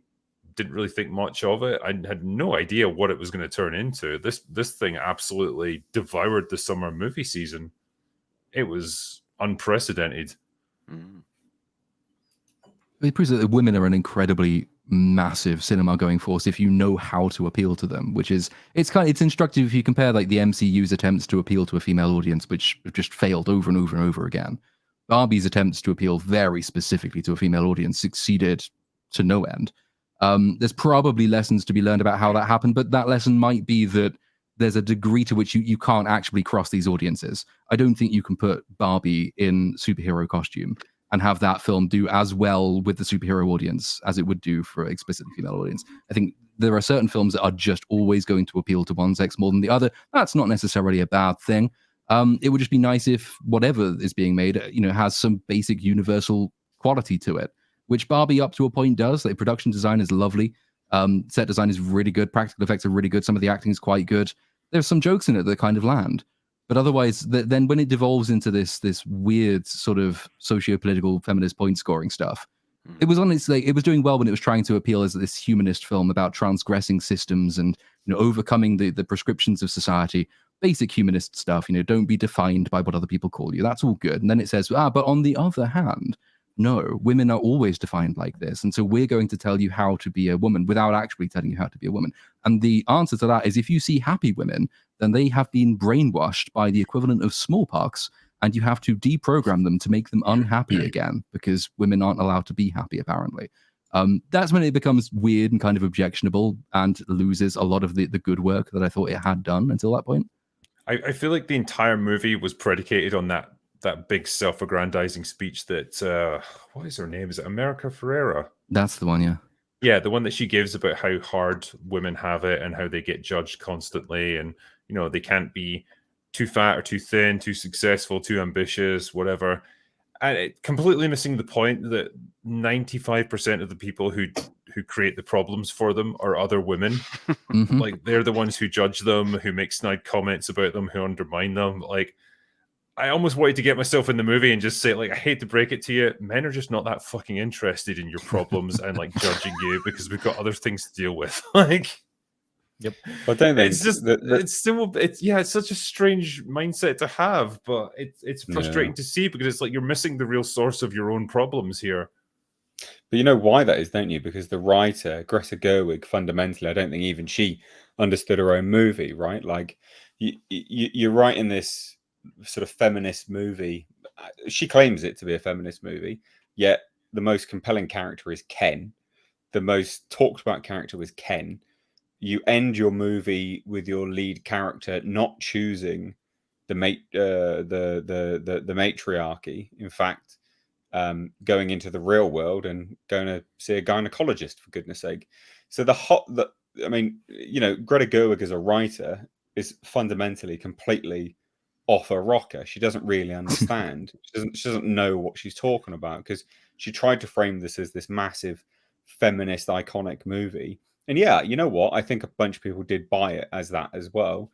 But if you get into the nitty gritty of what the movie is and what it's sort of saying, I mean, the most talked about character was Ken. The most liked character was Ken. The most empathized character was Ken. Yeah, it makes an accidentally brilliant argument for the patriarchy. Because when Ken goes back and establishes the patriarchy, it's not just the Kens who are happy; it's also most of the Barbies who are happy. Yeah. And it turns out that everyone quite likes this new situation, until the rebel Barbies come and try and deprogram them by locking them in the back of vans and reading them effectively feminist manifesto.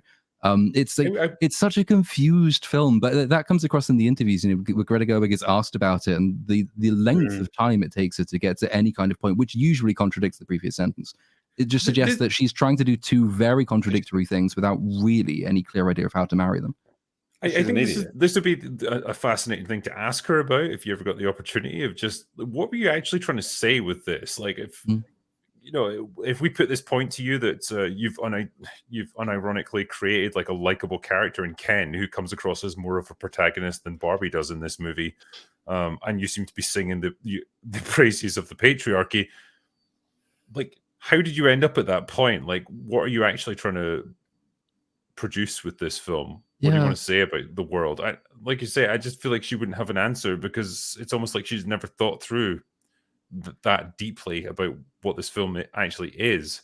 The second half of it just felt so tokenistic, because I actually think Greta Gerwig's quite a talented filmmaker, and she's done good work. Ladybird, the first half of Barbie is kind of Ladybird, but it's just obviously repackaged for Mattel's liking. But you have a fairly strong mother-daughter sub-arc. It's all about overcoming the stresses of motherhood and of parenthood. Mothers and daughters realizing that though they have fallen apart, actually they now have a better understanding of each other as they go out into the world as their own people. That's all fairly strong humanistic stuff. That's all taken directly from Ladybird, one of Gerwig's earlier films. It's the halfway point when she decides to add on to that this weird, anti-patriarchy, pro-matriarchy, but not pro-matriarchy message that she loses the point. And it just felt like that she was being quite truthful to herself for about half of the film, and then she was trying to do something that she felt it was fashionable to do. And those two things never were able to be stuck together. And that's why it emerges as such a confused mess by the end. But the first half of it's got a lot to recommend it. You'll know, I think something that's actually really strangely common lately in films is the fact that directors, writers, what have you, will intentionally make a character unapologetically an asshole, forward, confident, and doesn't really care about what anybody thinks, strong, masculine, and they're supposed to be the unlikable character. They're supposed to be the character that everybody dislikes. They always paint them in a negative light, and it ends up being one of the most popular characters of each film, each TV show, like Soldier Boy and The Boys. He's just terrible character that's everybody's supposed to hate. He's supposed to be an unlikable character, and everyone loves him. He's like everybody's favorite character. Which is something I feel like it was the same thing with Ken. This is something that's extremely common. They just intentionally write these characters to be bad and have all these negative attributes to society, and everybody loves them. Even women love them. I think with Ken, it's in Barbie, and I can't believe we're trying to psychoanalyze this because it doesn't feel like it deserves it. But how much of his likability comes down to just Ryan Gosling being quite a likable actor and I guess having a fair amount of charisma that he brings to the role, and how much of it is just they invested Ken with so much more personality than Barbie because by his nature you root for him because he's so downtrodden in a lot of this movie, and he's just on an arc of self-discovery, whereas Barbie kind of goes on the same arc, but there's just not as much personality to grapple with there because the movie's just never prepared to really criticize her in that way. In the same way that it does with him, it feels like there's just no chance he's taken with her. And I don't know if perhaps Margot Robbie's, what would I even call it? The fact that she's extremely beautiful almost works against her to some extent because you can sometimes overlook her actual personality and what she brings to an acting role because it's just this extremely beautiful face that's just confronting you all the time. I don't know, whether that undermines her somehow. Well, yeah, because Obviously, the film it's perfect actually for the acknowledged role. that, I think, because you have that line when she's really miserable, sort of second act low point, and she says, "I don't feel pretty, I don't feel attractive, I don't feel this," and then you have Helen Mirren's voiceover interject for one line saying, "Note to the makers: Margot Robbie is the wrong actress to cast if you want to make this point." It's actually quite funny, but it's correct. Yeah, she's not the person to be deploying. If you want to stress that, this character is actually suffering in the world, that she has no benefits or advantages over other people, Margot Robbie is not the person to cast for that role. I think she did a good job in the role. It's the role is incredibly confused and ultimately has no satisfying ending. Ken, at least, as you were saying, he has an arc. Ken actually has a character.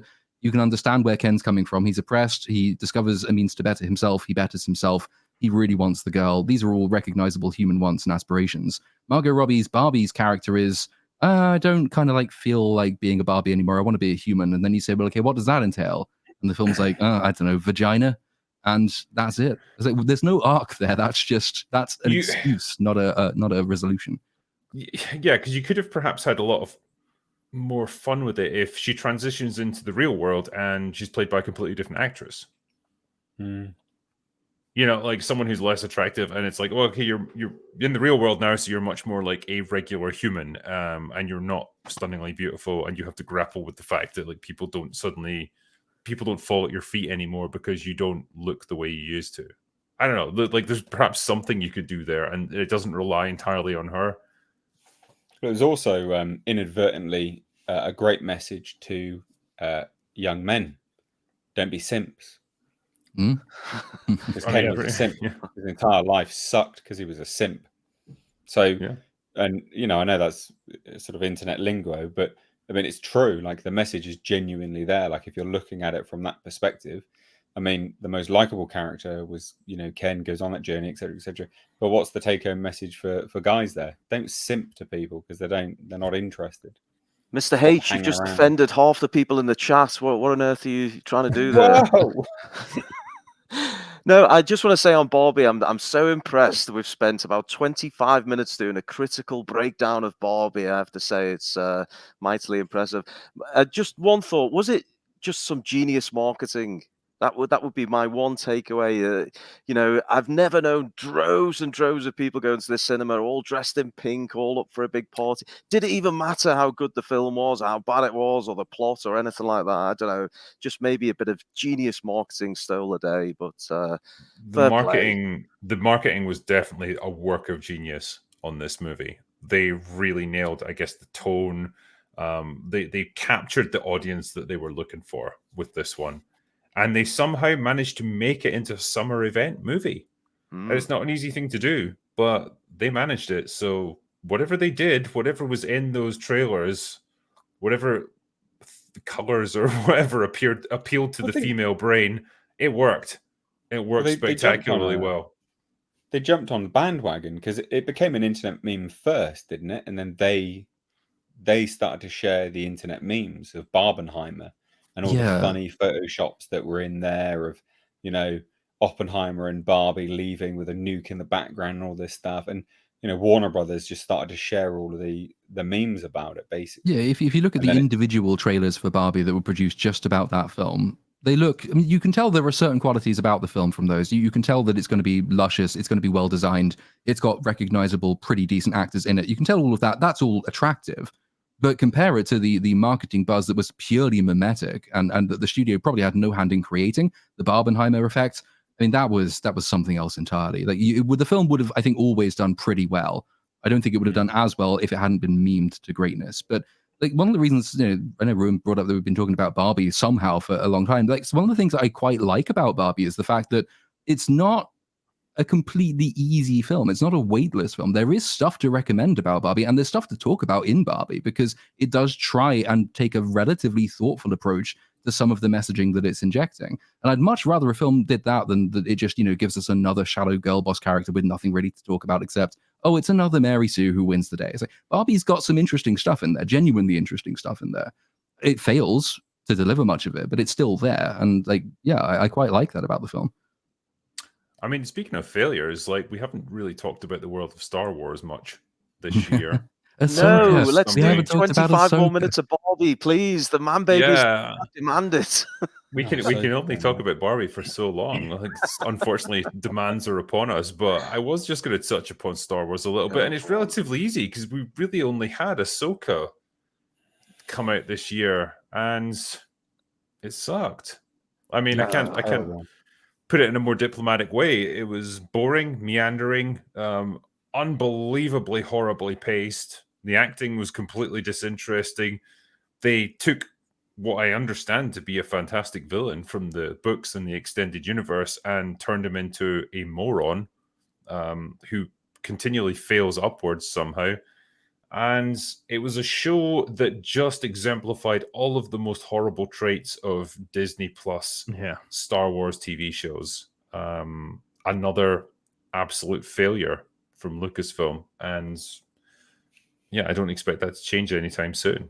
It was 2 episodes. The first one, I was like, I don't know if I can do this. This is rough. And then the second, I was like, yeah, I'm done. That was it. That's all I watched. I watched the whole thing, and the only good thing, which I'm sure anyone who's watched the whole thing would agree, is Ray Stevenson. And what a loss, because he'll go out not seeing that he was the only thing praised in his last work. Yeah, that's true. Incredible. I apologize as well. I forgot Mando season 3 was out at the start of the year. I'd completely forgotten that even existed. Yes, Mando season 3 was a thing. Okay, forgot about that. I stand corrected, but yeah, it's hard to say which of them is better as well. Because the first 2 episodes of Ahsoka, I was thinking, okay, this is quite bad, but it's not yet at Mando season 3 levels of outright stupidity. But then the rest of Ahsoka happened. What about the light speed and fart whales? I said then the rest of Ahsoka happened. Like that comes later. Once you get like episode 4 of Ahsoka, at that point it's like no, we are regressing to the Mandalorian levels of crap at this stage. But hey, you know, Dave Filoni got promoted out of it, so he'll save Star Wars. I'm sure. He's really he's going to do great things. I'm sure. I genuinely still want to make a video about how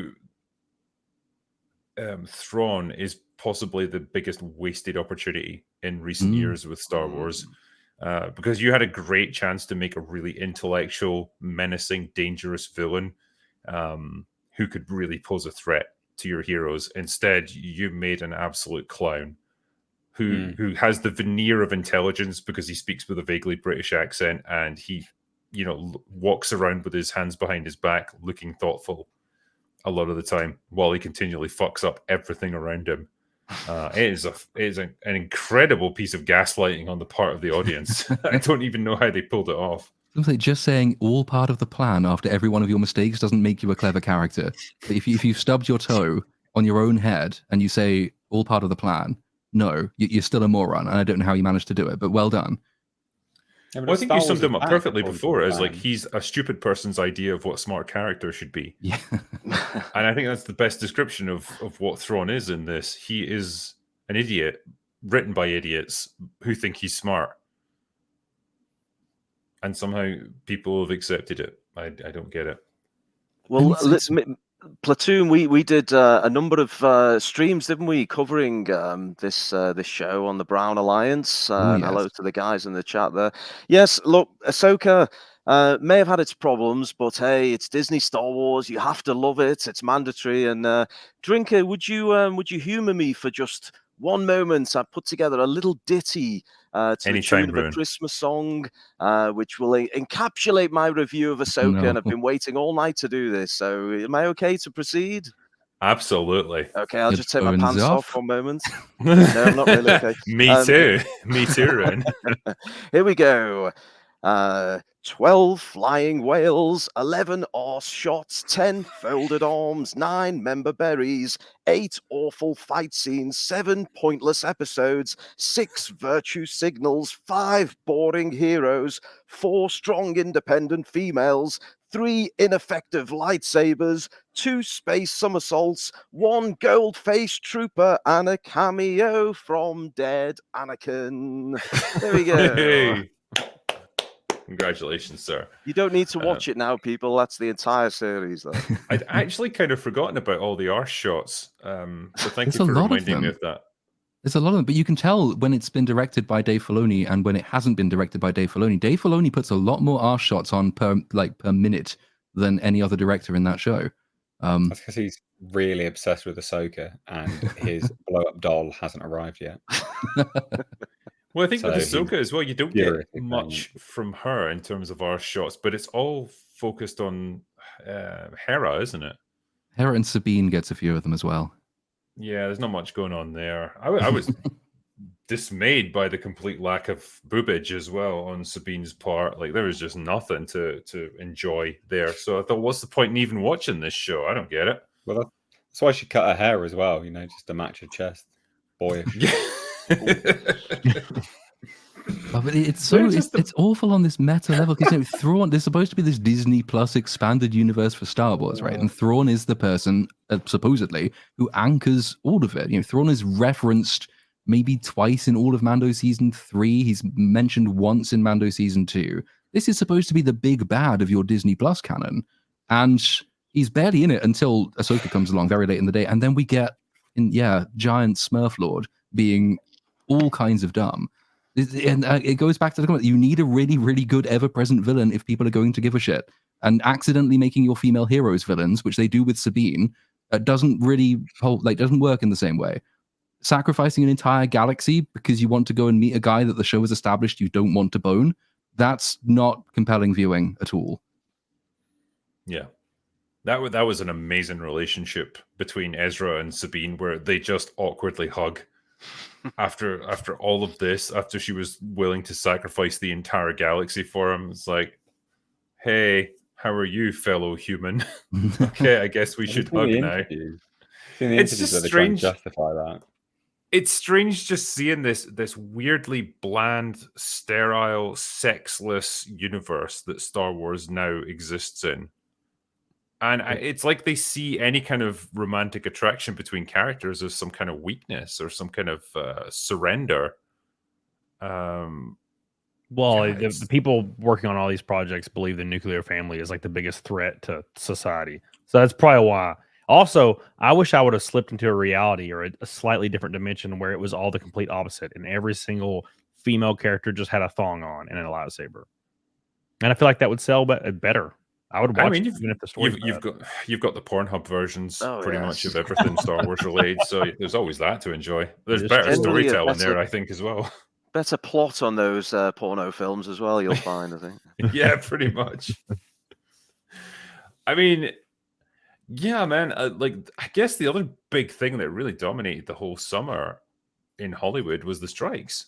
Everyone was on strike. The writers, the actors, everyone was out. The whole industry was shut down for months at a time. And people will tell you that was the reason why the Marvels flopped, because the actresses weren't there to promote it. But I think we know differently. But either way, like, it's changed the industry now because it's shrunk dramatically. They are going to cut down the number of new shows and movie projects that they're producing. Is it not going for something like 500 down to 300? Huge deficit in terms of the content that's getting put out there. And so all the striking that's been done, all the things that have been held up, all the billions of dollars, of revenue that's been lost, it's ultimately going to hurt the same people that were doing the striking in the first place, because 40% of them are going to be out of jobs. But especially the writers, because they strike themselves out of large, grandiose writers' rooms now. Because the new deal is, we're like a maximum or minimum of 3 writers, and one of them is also the showrunner. Oh, so 2 writers then, basically. Cool. And you can also have the showrunner being the only writer on the whole show if they're the only writer on the whole show. Oh, so you mean a good product will now finally be revealed? Good. Bin off all these writers' rooms. They're full of garbage. A waste of time. It's Although not the great infinite for meme. new writers though, because when you start setting minimum levels of staffing, which is what I think the writers achieved at least a minimum level in certain aspects of the writing room staff.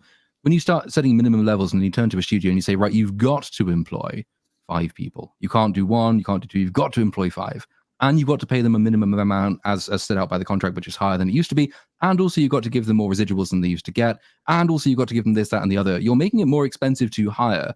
So what do you think the studio is going to do? Is the studio going to look around and say, well, we'll take a risk on this new writer? Or is the studio going to say, well, we've worked with this guy before, so we'll just have him again because we know that he'll turn a script around on time?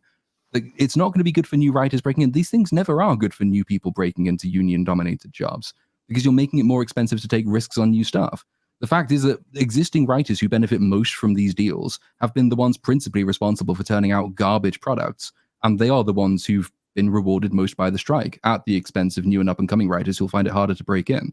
So I think in the long run, it's probably not going to be good for the quality of show, and it's not going to be good for new people breaking into the industry, and it's not going to be good for the products of cinema or TV going forward. But hell, hostage to fortune. Maybe I'll be proven wrong and Velma season 2 will be amazing. I think there's a great chance of that. Just looking back as well, is there any other things that I've missed? Because I've tried my best to summarize like the highs and lows of this year. Exorcist, that was terrible. Truly terrible. Oh yeah, that seemed to come and go, and nobody even talked about it apart from that one line of cringe as fuck dialogue. Because Renfield was good though, so one good, one bad. Renfield, I liked Renfield. That was decent. Okay. I mean, I've heard Nick Cage has a blast in it. Does he ever? Dracula, so good. Dream Scenario, the other Nick Cage movie this year, that was actually surprisingly decent. That's a A24 film. I had a good time with that, actually. It's pretty decent. The biggest sort of mediocrity, I guess, was The Creator. A lot of good, but a lot of bad as well. I would agree there. Yeah, a lot of flaws in the script, but it was nice to see an original sci-fi that was kind of fun. $85 million, and it looks impeccable. Well, compare it to Rebel Moon, which I don't think has been mentioned yet. Oh yeah, that's so new. It's like still raw. Yeah, that was a big old pile of dog shit, wasn't it? I hated that movie so much. It's like a Saturday morning cartoon with $300 million thrown behind it. I mean, I'll just say it, it's pretty much put the final nail in the coffin for me of this idea that Zack Snyder is still a good filmmaker, or that he can do anything decent at this point. Like, he had 300s, which hasn't aged that well, and he had Watchmen, which I genuinely like, but it's been pretty much downhill ever since then. And Army of the Dead and Rebel Moon is just absolute trash. I don't know how else to describe it. Like, the writing's crap, the cinematography's crap. The only thing he can produce in Rebel Moon is the occasional shot that looks like a screensaver or something for your PC. But even then, it's got the Zack Snyder mud filter over everything, so everything's washed out and just bleak as fuck. I love the way as well that the middle act of the film is all about this fetch quest to find this band of heroes who then do nothing for the rest of the film. You can one of them actually, gets killed, man. without What are you changing talking anything about? in the film, that you can cut out everything from the moment they leave the planet with Evil Bounty Hunter guy to the moment she gets captured and has the final battle. You can cut the entire middle bit and nothing changes. Obviously, it's part one. Yes, I'm sure they'll be more important in part two, but part two is going to be starting from scratch because it did no work in part one. You've got to establish your group. Like, the whole point of Yeah. having a group of people that learn to work together is all of the entertainment is derived from their interplay, like the clashing personalities, the different skill sets, them finding a way to work together, maybe overcome their differences, their grudges, whatever. That's easy stuff. They're easy wins if you're a half-decent writer that can pull that together. And it's like Zack Snyder just skips that whole part. Everyone is just a generic person. You're given their backstory, sure, but it doesn't alter their behavior. Their skill sets mean nothing. They're all just there to fight hand to hand, and they essentially do nothing. It's all on the main character. Yeah, they have one bit per character. So you have like guy who is you have the guy who's guilty because he lost his troops. You have the woman who lost her daughter, and you have the guy who for some reason rides griffins. They all have one bit, and so when the villain, they're all captured toward the end of the film, and the villain goes around and says, so you are so-and-so, the woman who lost her daughter. I'm thinking, yeah, that's the entirety of her character. It's one line of dialogue, and it's actually one more line of dialogue than she got since we picked her up in the script because none of the people talk to each other. There are no characters in this film. It's a painful watch. The first 15 minutes I thought was kind of just okay. I've seen it before, but it's not offensively bad. But then after that, it's just so Zack Snyder. When your film's predicated on this idea of an advanced empire that's mastered intergalactic space travel but can't do farming, I think you've lost me in terms of believability. It's just absurd. Also, why did that gigantic dreadnought go to the tiniest village on that entire planet? Why did it not just go to the city? Why did it choose the smallest village on the entire planet? I mean, just that alone pissed me off. Because it's because Zack Snyder had watched either Seven Samurai or The Magnificent Seven or possibly Battle Beyond the Stars and just thought, that setup's cool. I want that in my film. Does it make sense? Who cares? Just put it in there. They also stole stuff direct from Warhammer 40k. Like literally words, just direct word for word elements from Warhammer 40k. And also aesthetics as well. So if anyone's like a true nerd with their Warhammer 40k stuff, they've been raging at the screen. I'm still legit baffled about the droid that was voiced by Anthony Hopkins. Yeah, what the fuck was that? It literally runs away after 30 minutes and just leaves the movie. Does nothing. And then he turns up at the end with a crown. Yeah. I think in an interview, Zack Snyder said that the robot went feral or something. It's like, what does that even mean? How does a robot go feral? Well, it's so many things it does make no sense. Like, it gets mud thrown in its face or something, right? And so it's ordered to go and clean itself up. So it goes to the river, splashes water on its face, and then has a nice sit down. Why are you sitting down? You don't have, like, muscles that get tired. You don't need to sit. Why are you washing your face? Come to that. You're a robot. Robots and water don't tend to mix very well. Yeah. And then he sits down to this random little woman from a village which shuns technology and has never seen a robot before and just treats it like another normal thing she sees every day. So it can exposit some more of the backstory about the dead princess who lost the innocence of the empire, even though the backstory is that the empire was already evil before the princess died. Like, none of it holds together. Absolutely none. I should as well say, because I brought up this comment here, that Picard season 3 was good. It was one of those tiny little pinpricks of light in the great sheet of darkness that is Star Trek now. It was proof that you could still salvage something halfway decent from the absolute wreckage of this franchise if you've got the right creatives behind it. But it doesn't seem like it's been followed up by anything. There's not going to be, obviously, any more Picard season 4 or anything like that. And the rest of it is just devolved back into the same crappy, politically posturing, nihilistic garbage that we've had before.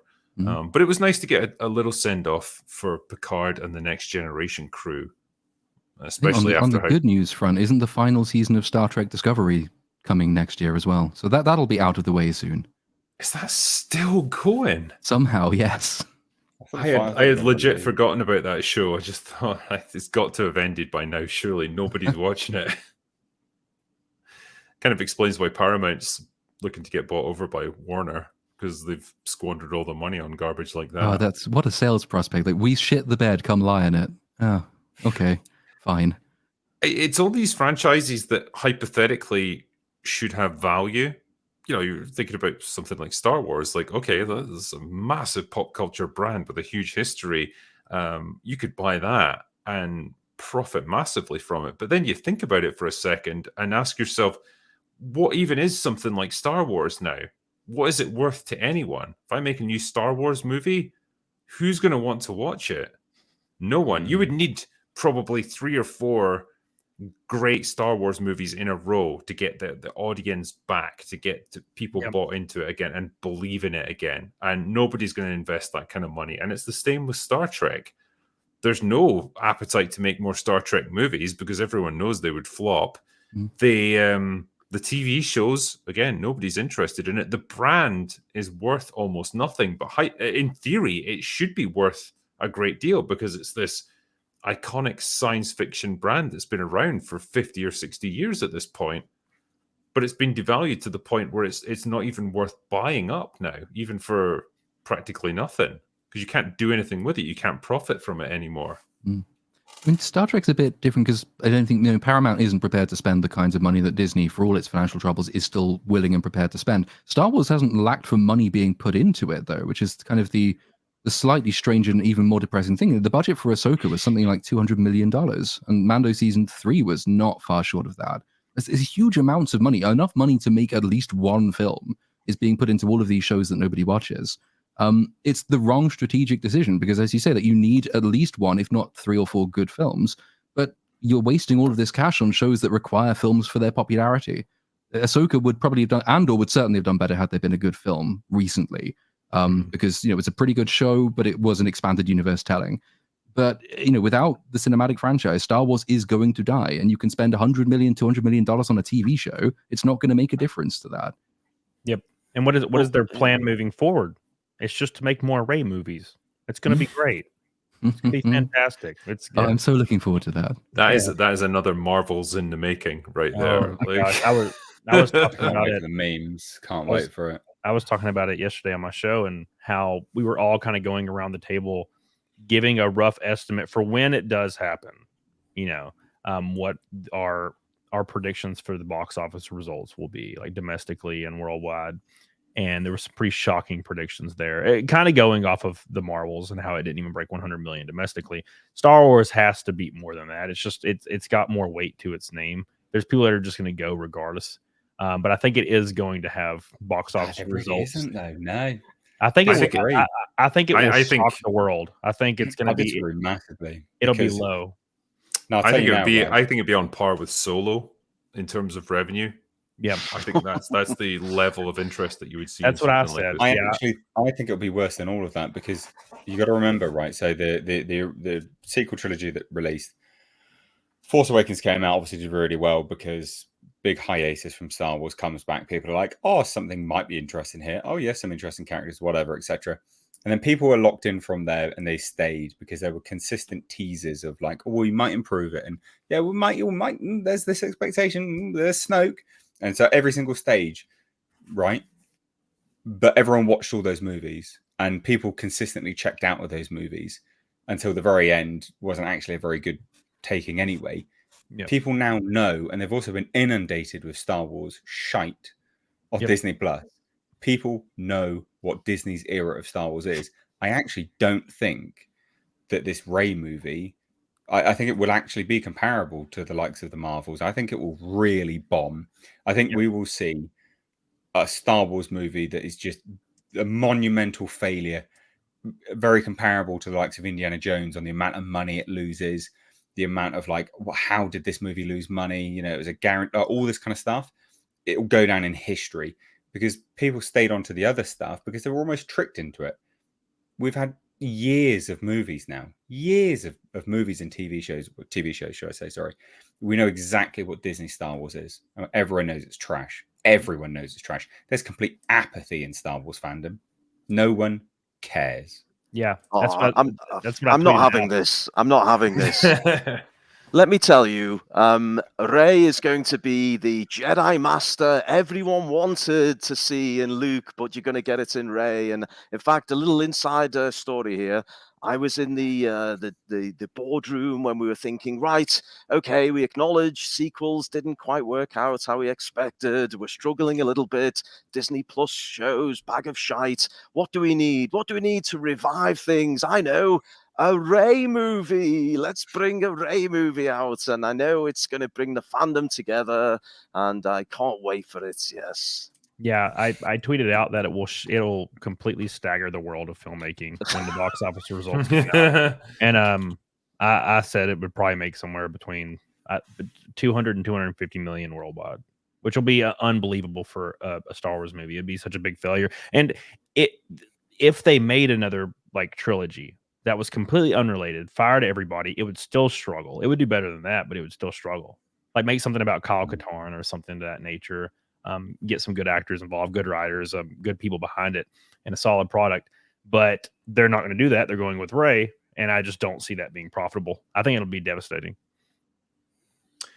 What I'm going to do as well is I'm going to bring in one of my mods who's been good enough to mod pretty much all of my streams, and he's been struck down by illness over the Christmas period. He had pneumonia and really was pretty rough for a while, but he's on the mend now, thankfully. And I was going to bring him in just for a little bit of our stream here to welcome on board. It's Lance from the Outcast Creative. I may still cough and splutter, especially if the word Rey is mentioned again. Yeah, we've all got that reaction. It's when the spontaneous vomiting happens that you have to start worrying. Yeah, it was fun to be told that there were no hospital beds available in London. Nothing like being on the receiving end of that when you've got a temperature of 104. So yeah, fun times, but I'm recovering. No, good to hear, mate. Which was the worst experience, just out of interest? What was the worst experience, pneumonia or the Rise of Skywalker? Oh, now that's a hard call. That's a hard call. I'm going to have to say Rise of Skywalker. I would have suggested that Rise of Skywalker is at least over within a couple of hours. The pneumonia lasts for weeks. That's true. So there is that. And unlike Rise of Skywalker, I'll probably get pneumonia again next year, but I won't be watching Rise of Skywalker again. I've got 3 recommendations for your lovely panel, none of which have been mentioned. Do you mind if I indulge? Yeah, dive right in, my friend. So 2 films and 1 TV show. So the first one, I'll share some images, Drinker. The first one is currently available on Netflix. This is called Malbat. It's the true story of the Malaysian military personnel who drove the APCs into Mogadishu to rescue the American Rangers that were trapped there. Those are the events that are depicted in Black Hawk Down. But these are the guys who went in to rescue them. And I didn't know much about what had happened with these guys when they fought their way in, but they were accompanied by 2 Pakistani tanks, so M10 tanks, who basically went to a couple of junctions and then said, sod this, I'm out of here. And the tanks stopped and didn't go any further. So they had to go in without tank support after that. 2 of them got lost. They actually had some casualties. And it's a pretty well-made adventure. And I don't know if you remember, Drinker, but Mr. Biddis mentioned he'd been involved in it when we interviewed him. And that's what brought it as a movie to my attention. I highly recommend it. It's extremely well-made, very, very gripping, and just will give you a sort of insight into that battle that you probably haven't had before. My second recommendation is a TV show.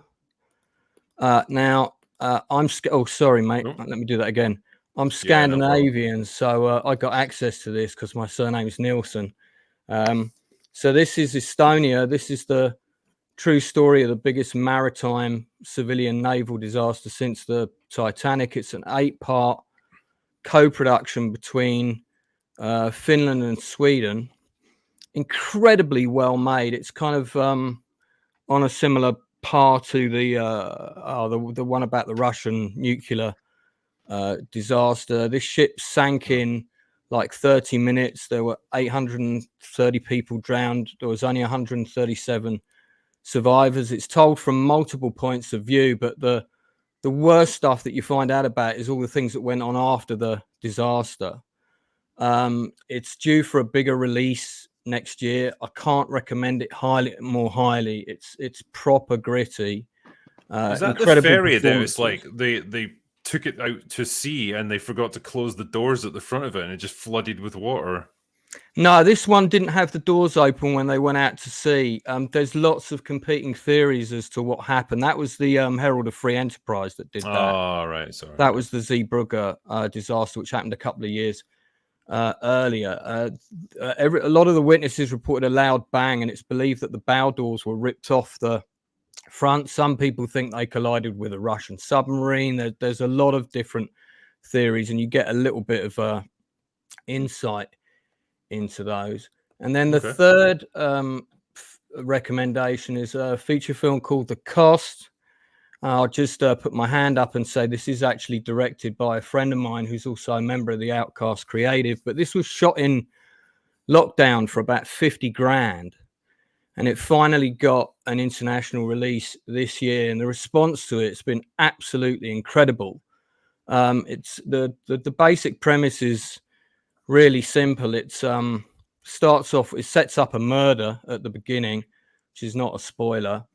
And the two characters in the center there, they kidnap this third guy and they basically take him into the middle of the woods and say, look, you killed Jessica Smith 7 years ago. You've just got out of prison today.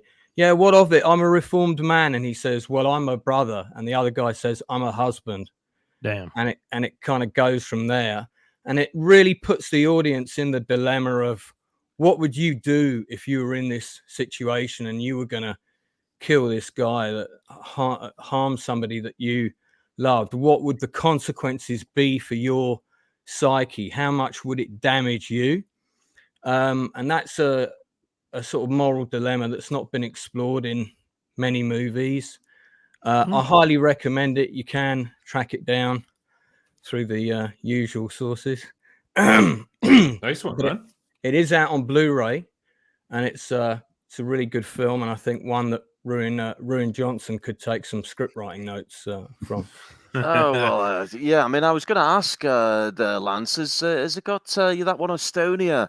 I believe that's got Phoebe Waller-Bridge in it, and they insert her personality into the mainframe of the ship. Isn't that right? Is that how that She pans travels via a time machine, actually accidentally opening up a hole on the side of the ship, and causes it to sink, much like the box office of Indiana Jones. Phoebe Waller-Bridge just is the ship. I was curious actually, because she is very much flavor of the month in Hollywood, or at least she was. She was like a darling of Hollywood after doing things like Fleabag, and then you see her getting brought into these weird little roles within Solo, and now they try to launch her as this like femme fatale action hero in Dial of Destiny. And it's all kind of failed. And it just makes me think, will they just give up on her, or are they going to keep trying to make her happen? Isn't she attached to the new Tomb Raider thing? Did I read? Is that right?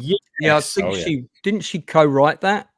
She's executive. She's managing the whole thing. Executive producer. How far has that actually got? Is this one of those things that's just going to die with all the strikes and stuff that we've had this year?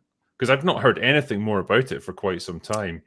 They announced one of the other writers that were working on it was someone who, if I remember rightly, was one of the writers on the Marvels. So great success that's going to be. Yeah, I can see that doing great.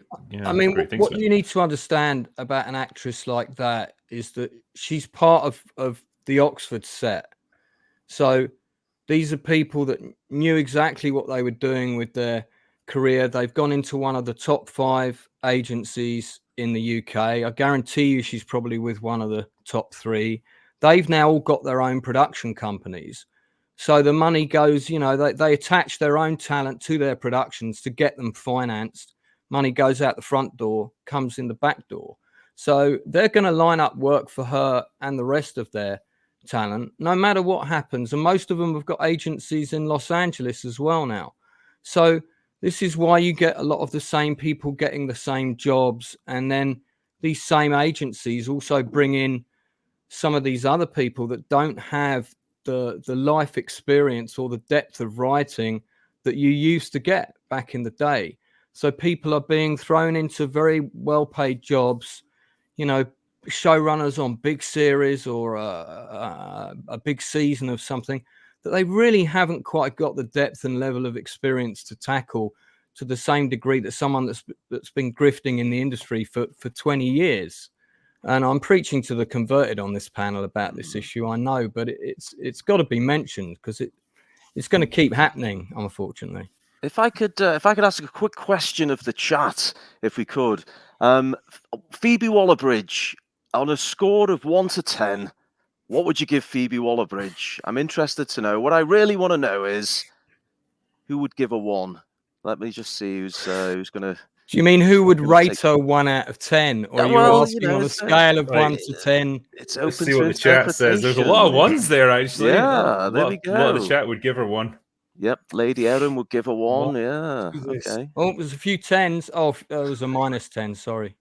Steve would give a 1. Yeah, there's a lot of zeros there, sadly. There's a -11. Most of them are drunk, so it kind of checks out, doesn't it? Yeah, brutal numbers right there. Yeah, man, I just wonder, like, okay, so she's got Tomb Raider coming up. Say that flops massively. They still going to try and make her happen? Oh, yeah. At a certain point, you have to give up, I guess. Well, I haven't looked, but I bet if I check her IMDb, she's probably attached to 4 or 5 projects in development. I mean, yeah, because I understand, like, they bring her in a lot for script treatments on things. She's just not so much to act in things, but more to polish up the script or for certain scenes, certain characters. She did a bit of work on No Time to Die, things of that nature, where not necessarily like overseeing a big project or starring in anything, but just making little contributions here or there. So I could imagine her IMDb page is pretty stacked. But then it does make me wonder how much involvement she actually has in these things. She can do. I mean, Fleabag was all right. The first season of Fleabag was okay. I think she was on Killing Eve as well, and the first season of Killing Eve was again all right. When she comes in and does script treatments with the brief, make this female character seem a little bit more human, she's not always terrible. It's just when you give her, it's much like Taika Waititi has a very limited set of skills, and if you give him the right job with the right oversight and the right writers, then the result can be okay. Like A Hunt for the Wilder People, for example, or what's the vampire one? Which is What We Do in the Shadows. What We Do in the Shadows. That's so he's done good. some good stuff, and you can't simply say, well, Thor Love and Thunder was awful, therefore he must be abysmal. But it does require the right team and the right role for the creative person. Phoebe Waller-Bridge can do funny women. It's just that she's been given a way too wide brief recently, and also parlayed into acting roles, which she can't actually inhabit properly. If the brief is for the acting role, we need a younger person who can be more physical than 80-year-old Indiana Jones, so she can do all the running and the fighting. Phoebe Waller-Bridge can't do any of those things. Watching her run is funny. It's like watching a penguin. Yeah, there's just the limbs are just too long and too uncoordinated, I think. But I mean, I want to be clear. She's not a person without talent. I really loved the first season of Fleabag, but I just think, people have one big hit or something like that, and then the next thing you know, that they're co-writing a huge property, and the leap is just too big too quickly. But then there's also a lot of competing agendas around that, and we don't know how much influence she really gets to have on these properties that she's given, or anyone else for that matter, because it's always done by committee, and it's a nightmare these days. That's why everything is so inconsistent and lacks cohesion. It's just the way the industry's gone. Sounds like.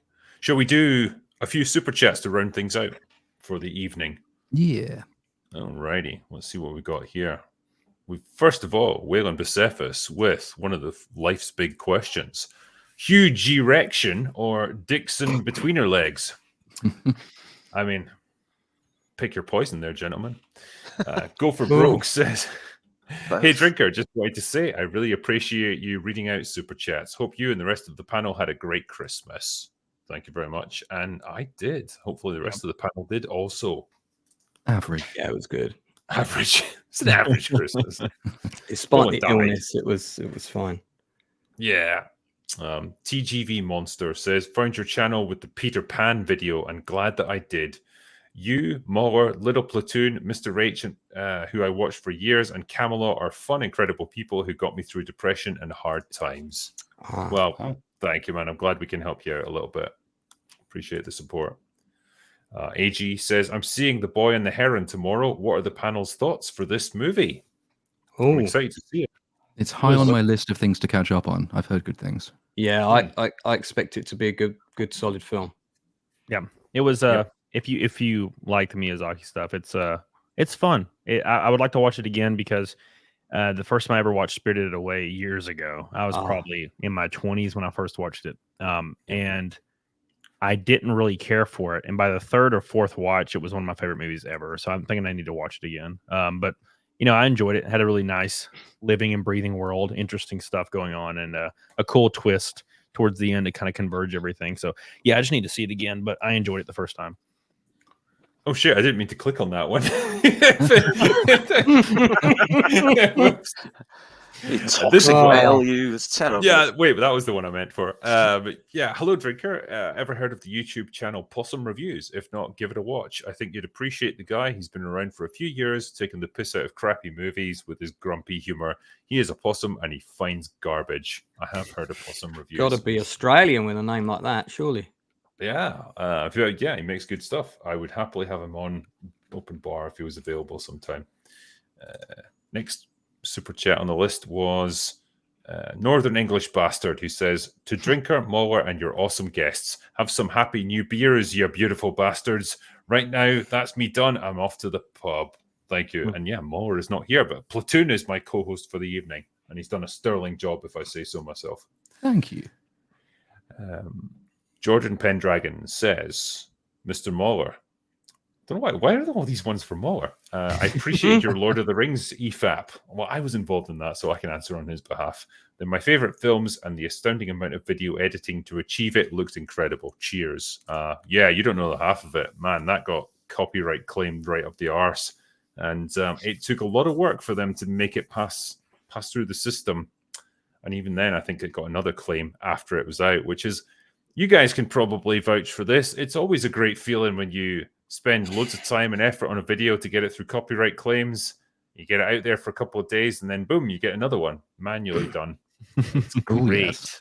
Especially when they're vindictive. You just know they're doing it for reasons. We keep getting intro music copyrighted by third parties for music that we created.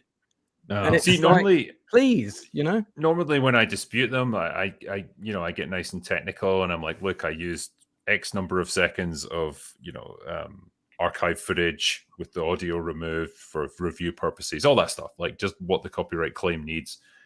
But there was one that just pissed me off so much because it was such a fucking old movie. It was like a 1950s war movie, like a black and white job.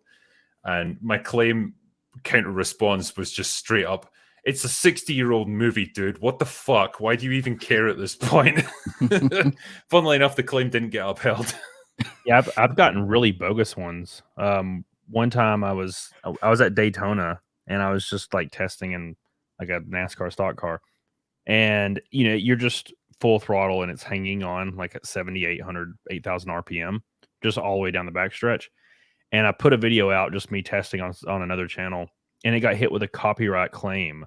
And I look at the claim, and it was like some piano like piece, and it says exactly where the claim was. And they basically claimed the fact that the engine was making like a D note. I had a really similar one, just like Crazy. on the Marvels video, because I used the clip of Tony Stark flicking his finger with the glove, and there's rumbling in the background. Yep. And some random band I'd never heard of claimed the rumbling sound because there's rumbling in one of their songs. Like, It's I absurd. think you might have made a mistake. Your song, I've never even heard of you. Your song's not in my video. Go away. Yeah, it's ridiculous. That's nuts. Ian So Forth gifted 10 Critical Drinker memberships. Thank you very much, my friend. Also from Jordan Pendragon, he says, would you mind pronouncing something Gollum or Aragorn would say in a good old Southern boy accent again, please? That was worth a good solid laugh. Well, we don't have Muller here to do a Southern accent, but Camelot is actually from the South, so he can do it. I don't know. What can you say? I don't know, like anything that Aragorn or Gollum would say in Lord of the Rings. But in a redneck voice. Yeah.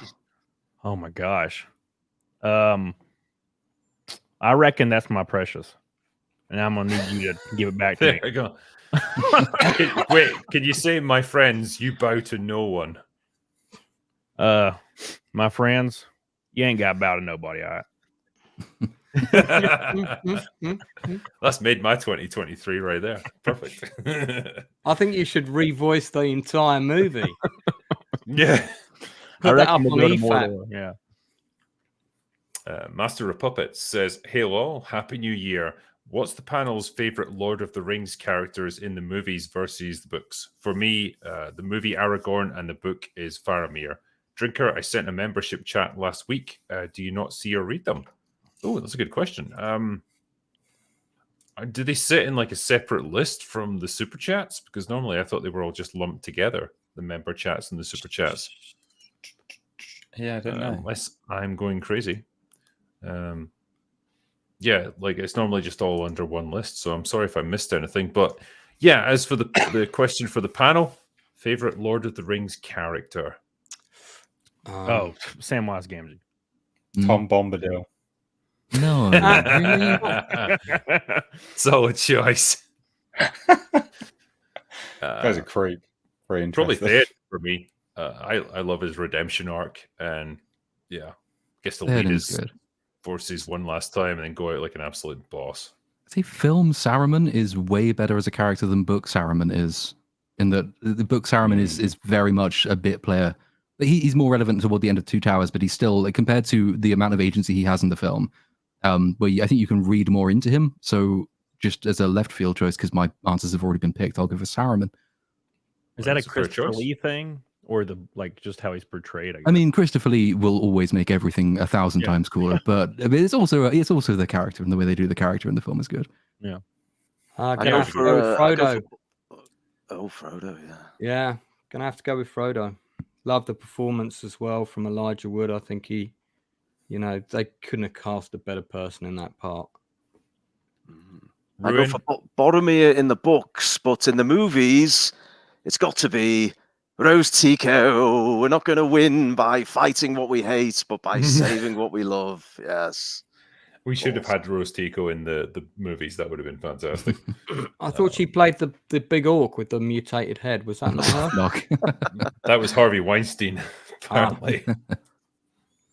The next question is Ghost of Drinker's Liver, who says, "Happy early New Year to everyone. Starting a new channel is my resolution for 2024. I hope I can appear on the open bar once I've made a name for myself." Well, you might just get that chance. Oh, thanks to you. I'm 80 subs away from 3,000, by the way. So thanks, man. Nice. No, cool, man. Yeah. The Outcast Creative, yeah. Maybe we can try and get him to 3,000 by the end of the night. He's almost there. Nearly there. Nearly there. Because I didn't know you were going to be on the stream as such, so I don't have the link in the description for your channel. But it's I called just the Outcast thought Creative. of it. I'm terrible at remembering to promote myself, but I'll get it and whack it in there. I think I can put it in because I'm a mod, right? You can, yeah. Yeah. Well, if you post it now, I can just bring it up for Oh, everyone the to see. pressure. Now I've got to click things quickly. Hurry! We're not doing anything more on this stream until you post it. Here we go. Oh no! Wait, shit! That's the Facebook page. Yeah, don't do that. No, let me get the easy one in. The pressure. There we go. Yeah, there it is. This one just tickled me as Shall well. I put it in the private chat? Wait, No, here we go. We've got it. Oh. How'd you be a lesbian refrigerator? I like that comments. Very good. Yeah, let me do a few more of these here. Robo96 says, I recently watched Die Hard with a Vengeance and Hannibal, and it really dents my faith in Rotten Tomatoes when movies like that have a rotten score. Hannibal's is ridiculously low, but something like Cuties is 87%. What? I mean, the Rotten Tomatoes has been fucked for a long time, and I don't expect that to change anytime soon. And yeah, I just wouldn't put any faith in their ratings. Maybe their user scores, which aren't curated, then I would have a bit more faith in that. But like the critical scores is bullshit. Their scores never seem to make any sense to me, so I don't pay any attention to them really. Yeah, it's weird the inversion you get so many times as well. Like things that have been beloved by the critics that are supposedly being honest, and then the actual fan reaction is 50% lower. It's ridiculous. Okay. Taker610 says, Drinker, you've got to be real close to 2 million subs. Meanwhile, Gary and Dan Vask are fighting to see who will reach 1 million first. Amateurs. I know. These puny humans. I laugh at them. But no, seriously, it's like where I've got to already. I'm more than happy with it. So even if I don't gain another sub ever, like that's you're at like 1.9, aren't you, or something? Yeah, I think so. So I don't know. Probably at some point next year I'll get to 2 million if I keep when going. The Jennifer Lawrence fan club gets behind you, that will take you over the line. All 7 of their subscribers. No, it's the Ray Skywalker movie. When this review of that drops, that will be the one, I think. That's what I'm Is that in counting about on. 15 years? Is that coming out? Yeah. This was weird. I love how Drinker thinks that Blue-Eyed Samurai is actually beautiful. He has seen nothing. There are so many better. I mean, I still think the animation looks good. Like, I'm sure there are better looking things out there, but I'm just saying it generally looked good compared to a lot of animated shows. So yeah, I just started watching that today, actually. Nice. Yeah, good show so far. I hope you enjoy it. RRTNZ says, Hail Drinker and the panel. Great to see Ruin Johnson on. Question for all of you. If you could have Ruin remake or ruin any film of your choosing, what would it be and why? Also, when Chuck Norris plays dodgeball, the ball dodges him. That is true. Yeah. But what could Ruin Johnson ruin for us? Debbie Does Dallas. I'd cast myself in the main role for that one. Exactly. Yeah, that would ruin it for everybody. I would have you ruin Barbie. I want you to remake that. Or Casablanca when the Nazis win.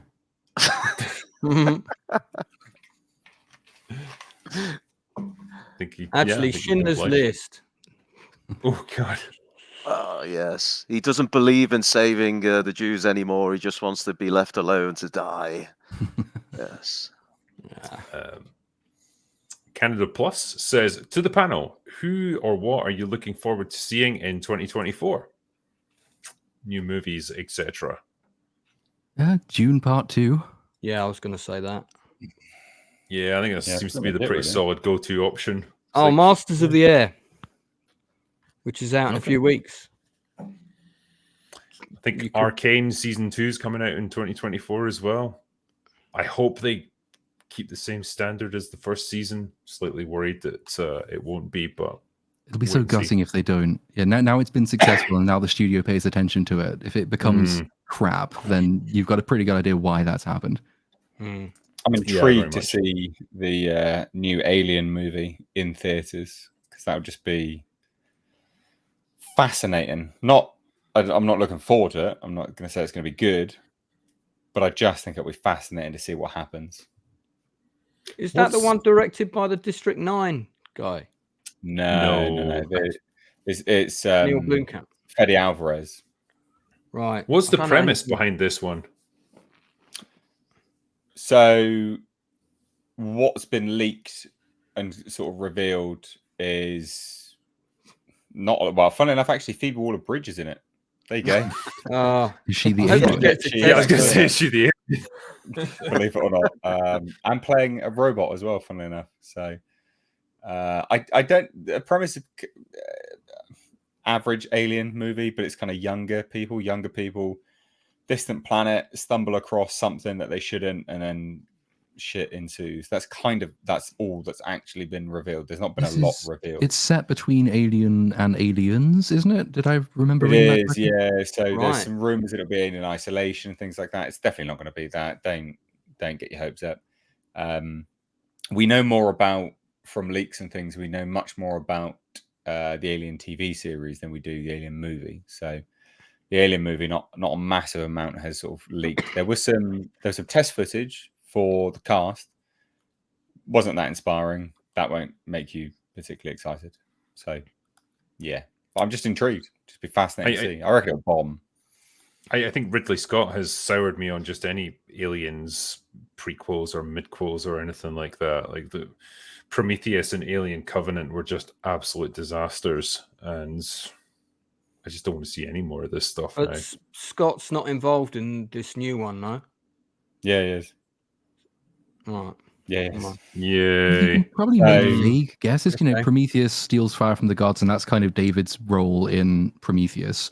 Covenant, I would assume it's the sort of deal he quote unquote makes with the aliens he creates. So Romulus, being the guy who founded Roman, was famously quite betrayed. I would assume they land, because the end of Covenant is them on the ship, isn't it, with the colony ship, when David impregnates, or he puts the alien fetus things in with the colonists. So my guess is Yeah. they land, build a colony, and that's taken over by the alien. It's a complete guess based on the names, but it might be I right. don't think it's a sequel to any of them, but Is it not? No, it's not. So Fede Alvarez pitched it to Ridley Scott.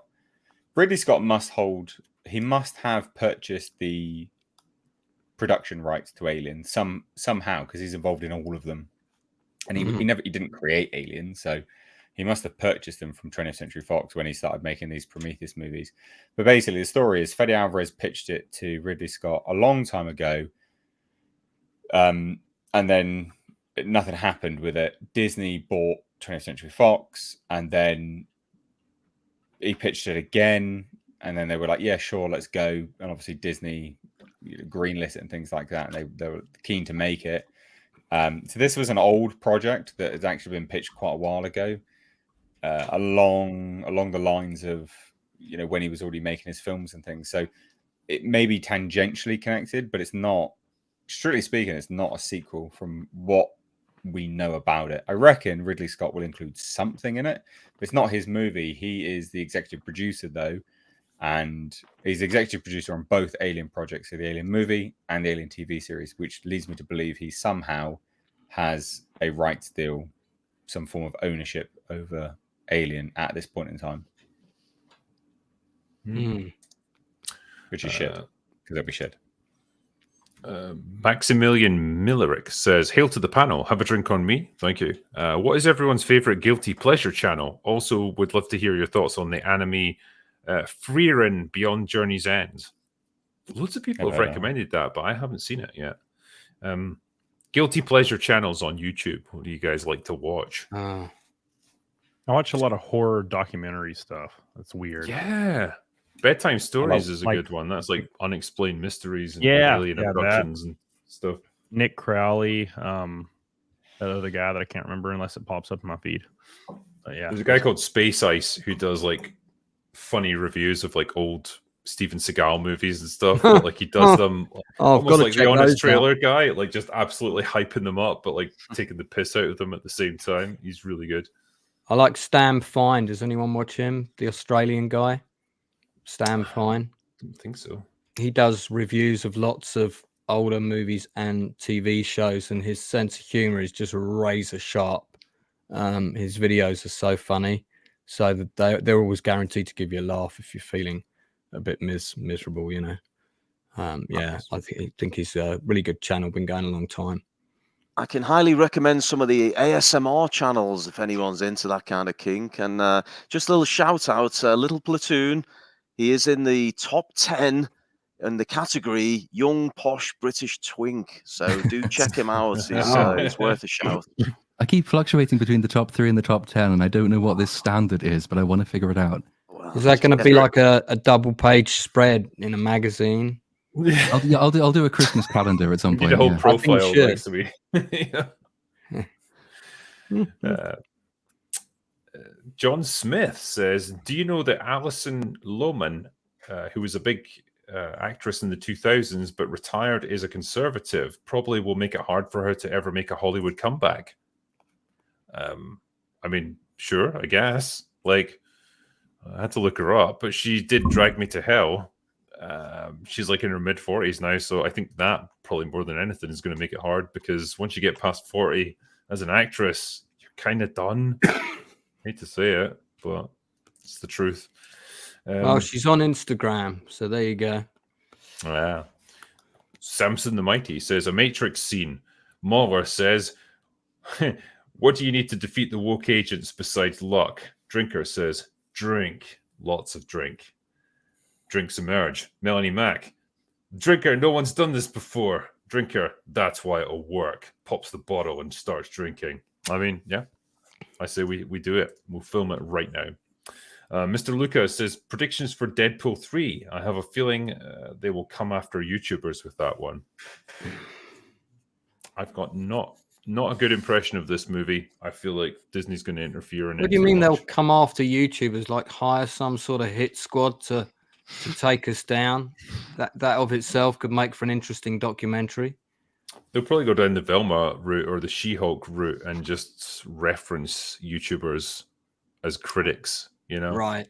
Like, so if it bombs, it's YouTubers' fault. Pretty much, yeah. It'd be like, haha, we played you. We predicted I'd love to you'd take hate credit this. for a major Hollywood production bombing. That would be a thing I'd put on my CV. That's not an attack. Yeah. I just think now they don't have the creative freedom that they had with the first two. And So isn't it a bit like stale at this point? You know, Deadpool 1 was at the Yeah. time kind of different because it was irreverent and meta and referential, self-referential. Even Deadpool 2 came out and I thought, well, I've kind of seen this. And also everything in superheroes these days is meta and self-referential. So yeah, I think Ryan Reynolds can be a bit much as well. Like I like him, but too much of him in a movie just starts to wear me down a little bit. And I'm like, okay, I need a break from you now. You're just trying too hard. I'm just not even sure I'll watch it. I'm so bored of sequels. So Oh, you're going to love 2024, Lance. is that all that's All of coming? Well, I mean, they worked out great this year. Samson the Mighty says, for Mauler. Well, he can't answer, but we'll do our best. God of War creator says that he doesn't like Kratos being a developed father and is supposed to be a timeless archetype like James Bond. I don't agree with this, but what are your thoughts, sir? So he can't answer, but I will say I think the characterization they gave Kratos in the new God of War games, I think is fantastic. Yeah, he's not just a big angry bald man who like rips the head off gods and like shoves axes into people's faces. I mean, he does that stuff anyway, but like there's actually something behind him now.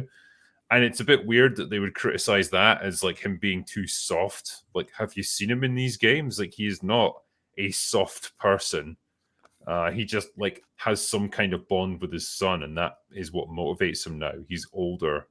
And I think that's perfectly fine. It gives you something to grapple with. The Kratos in the original games was just an avatar for destroying everything in his path. That's all. That was his only function in the games. And it was great fun, but it wasn't exactly deep storytelling. no, because you have the same thing. All the ancient Greek myths and the ancient Norse myths, which these characters are derived from, all made their gods interesting by making them human-like characters with human-like stories, ties, aspirations, wants, family relationships. That's what makes them characters, as opposed to just awe-inspiring like demigod figures. So, like, to the extent they give Kratos a character when he didn't really have a character before, I would say that's an improvement and not a diminution. Yep. Jedi Onlooker says, I saw The Killer today. Love it. Can it get an EFAP? So I don't know if they'll cover it on EFAP. I know Mauler was a big fan of it, so I'm sure he'd be up for talking about it at some point. He also says, also, yay or nay, do you not want your next do you know what your next Unbridled is? So I'm sure he does, because he's probably having to work on it for like 6 months in advance. But he cannot tell you. And it would be a bit presumptuous of me to do it. Omni-Man says, Mr. Pacificus sent a super chat last catch-up stream that went way over your guys' heads, and I couldn't stop laughing at your serious responses. Do you guys ever math debate too much? We were probably too deep in the whole super chat thing by that point, and I think when you've been doing it for like an hour and a half, you start to miss the nuances. But yeah, there's no such thing as too much when it comes to math debates. So yeah, we get it now. We're okay. The Fixer says, thank God I've been stuck in basic training so I don't have to watch all the shit that's been put out recently. I'd rather be gassed again than watch the Barbie movie. Cheers to you, Drinker and friends. So there you go. There's a ringing endorsement. Thanks, man. M8566 says, is Drinker going to hit 2 million before the year end? No. Not unless I can gain like 100,000 subs in, 3 days? I mean, it's a challenge. I'll say that much. But yeah, if I get there, I get there. It's okay. Grimnack says, Mauler and Drinker, have you guys seen The 13th Warrior? Thoughts on whether it is well written? Cheers, gents. Happy New Year. I've seen it. I've reviewed it. I enjoyed it. I think it's a very underrated movie, and it didn't get enough attention back in the day, and it's a shame. It was a production nightmare, though. You could do a production nightmare video on the making of that film. What went wrong? It went massively at the time. It went massively over budget by, I think, something like about 30-40 million. The production got shut down at one point. And there were huge arguments over what the final, content and tone of the film should be, and a lot of this you can find out online if you just dig around. I think it's the film that made John McTiernan bankrupt as well, and this is the man who directed Die Hard. Yeah. And he ended up in prison for a while. That. Was that tax evasion or something he did? Oh, it all started with the financial setup for that film. That's where it all snowballed from.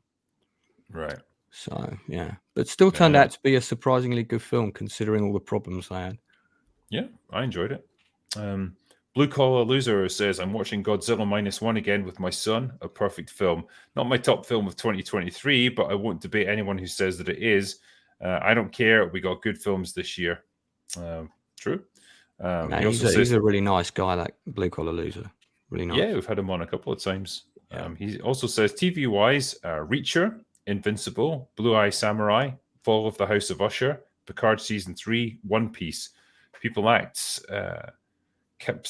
can't act like it's all doom and gloom with everything. No, I mean, we spent quite a bit of time talking about the good stuff that we've seen this year, and I missed out on Fall of the House of Usher, actually. I quite enjoyed that show. I think generally Flanagan's pretty reliable when it comes to his TV shows, so it was nice to see that. Are you guys enjoying season 2 of Reacher as much as season 1? I haven't seen it yet. Oh, okay. All right. I've seen season 1. I enjoyed that. Question for another time. Yeah, I'll give my thoughts on it soon enough. I'll do a couple more and then finish up. Carrie D says, I've got a story idea, but I'm struggling. Thinking and outlining is fun, smooth, and coherent, but I go to write it and then I hit the wall. Did this happen to you when writing? Not exactly. Like, when I'm writing a book, it tends to become a grind at a certain point. Like, you're over the initial excitement of starting a new story, but you're still a long way from finishing it. And then it just becomes a grind that you have to work your way through. Because there's going to be a lot of nights of being kind of tired and you can't be bothered, but you have to keep going with it or you're never going to get it finished. And that's more the problem that I run into. I've never really had writer's block as such, so that's less of an issue for me. I always thought, I don't know if you found this as well, but the words fuck it are probably the most useful when it comes to something like if you are stuck even beginning the story because you think either it won't be as good as you want it to be, or it's not going to be as good as you know it can be, so you don't want to even start it because you think you'll make a mistake, or it's not going to, you're not feeling in love with what you've done. If you just say fuck it and start, the very worst that can happen is you produce something that isn't very good, but you've produced something that you can learn from, and you'll flesh out characters and ideas and plots that you can go back and rework into something better later on. So it's always worth, even if you think, God, I can't possibly do this, just try it, say fuck it, don't care what anybody else will think of it, just do it, finish it, see what happens. And if you need to redo it, or if it's not good enough, then feed that knowledge into whatever you do next. Always write the scene that's clearest in your head first as well. Your scene or your chapter that you can picture most clearly. Always start with that. Doesn't matter if it's the 5th or the 6th or the ending, or because at least then you start, and then you'll go back and do the next bit, and then the next bit, and then the next bit. So you don't have to write. I think that there's definitely a lot to be said for having a starting point, and it doesn't always have to be pretty, but as long as you've got something there to build off of, then you've made a dent in it. You've got a foothold in the story, and you can always go back and change that portion later, as long as you can build something out of it.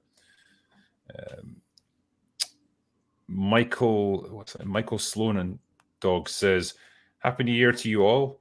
Mauler, if I could wish for one EFAT movie, I would have to be Who Killed Captain Alex. Cheers."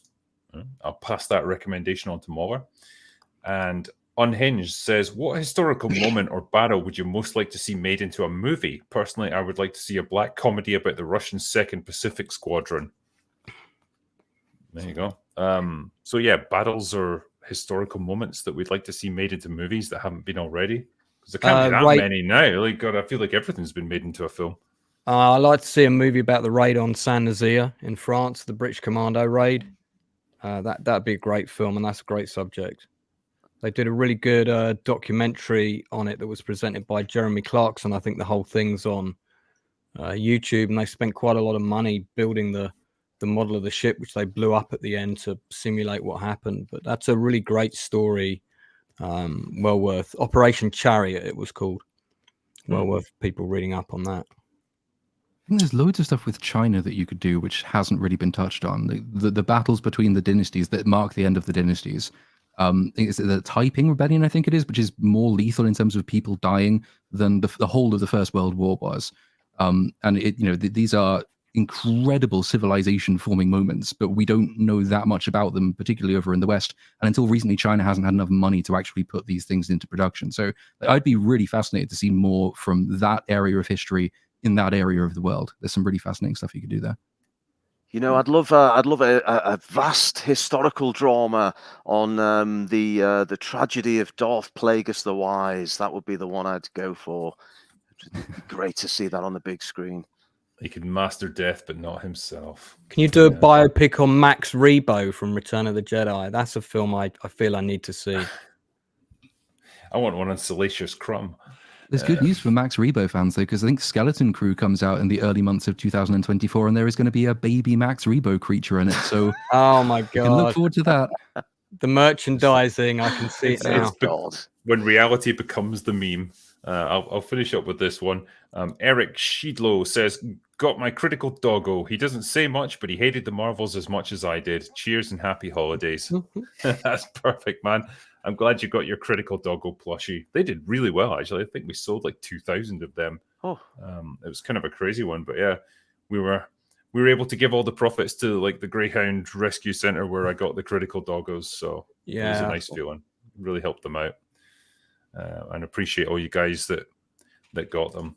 And on that subject of appreciation, I will say that I want to say thanks to my awesome panel that have come on tonight. Thank you guys for giving up a couple hours of your time at this time of year, especially because, man, I'm feeling a bit lack of motivation right now. It's the holidays. Always appreciative, for sure. Thank you for having me on. I really appreciate it. Yeah, thanks for having me on, Drinker, and good to meet all the panel and all the man babies in the chat. And I've just realised, though, I mean, it's surprising for a film director of my esteem, I've not got the top of my tree in shot. So before we depart, can I just reveal the top of my Christmas tree? Let's have a look. It's Kathy. There we go. How beautiful. She's my angel. She is indeed your angel. She is indeed. Just looking down upon everything. Yeah. Nice one, man. Beautiful. I want to say as well, thank you to everyone in chat and for everyone who sent all these extremely generous super chats. There's an absolute ton of them that you've sent tonight. We will always endeavor to get through all of them, so don't worry, I'll do a catch-up stream. But I want to say thank you for the past year of helping to support the channel and Open Bar especially. I feel like it's just gone from strength to strength, and I'm looking forward to 2024. And hope you guys all have a fantastic new year, and I will catch up with you in 2024. But as for now, that's all I've got for this year, so go away now. Bye.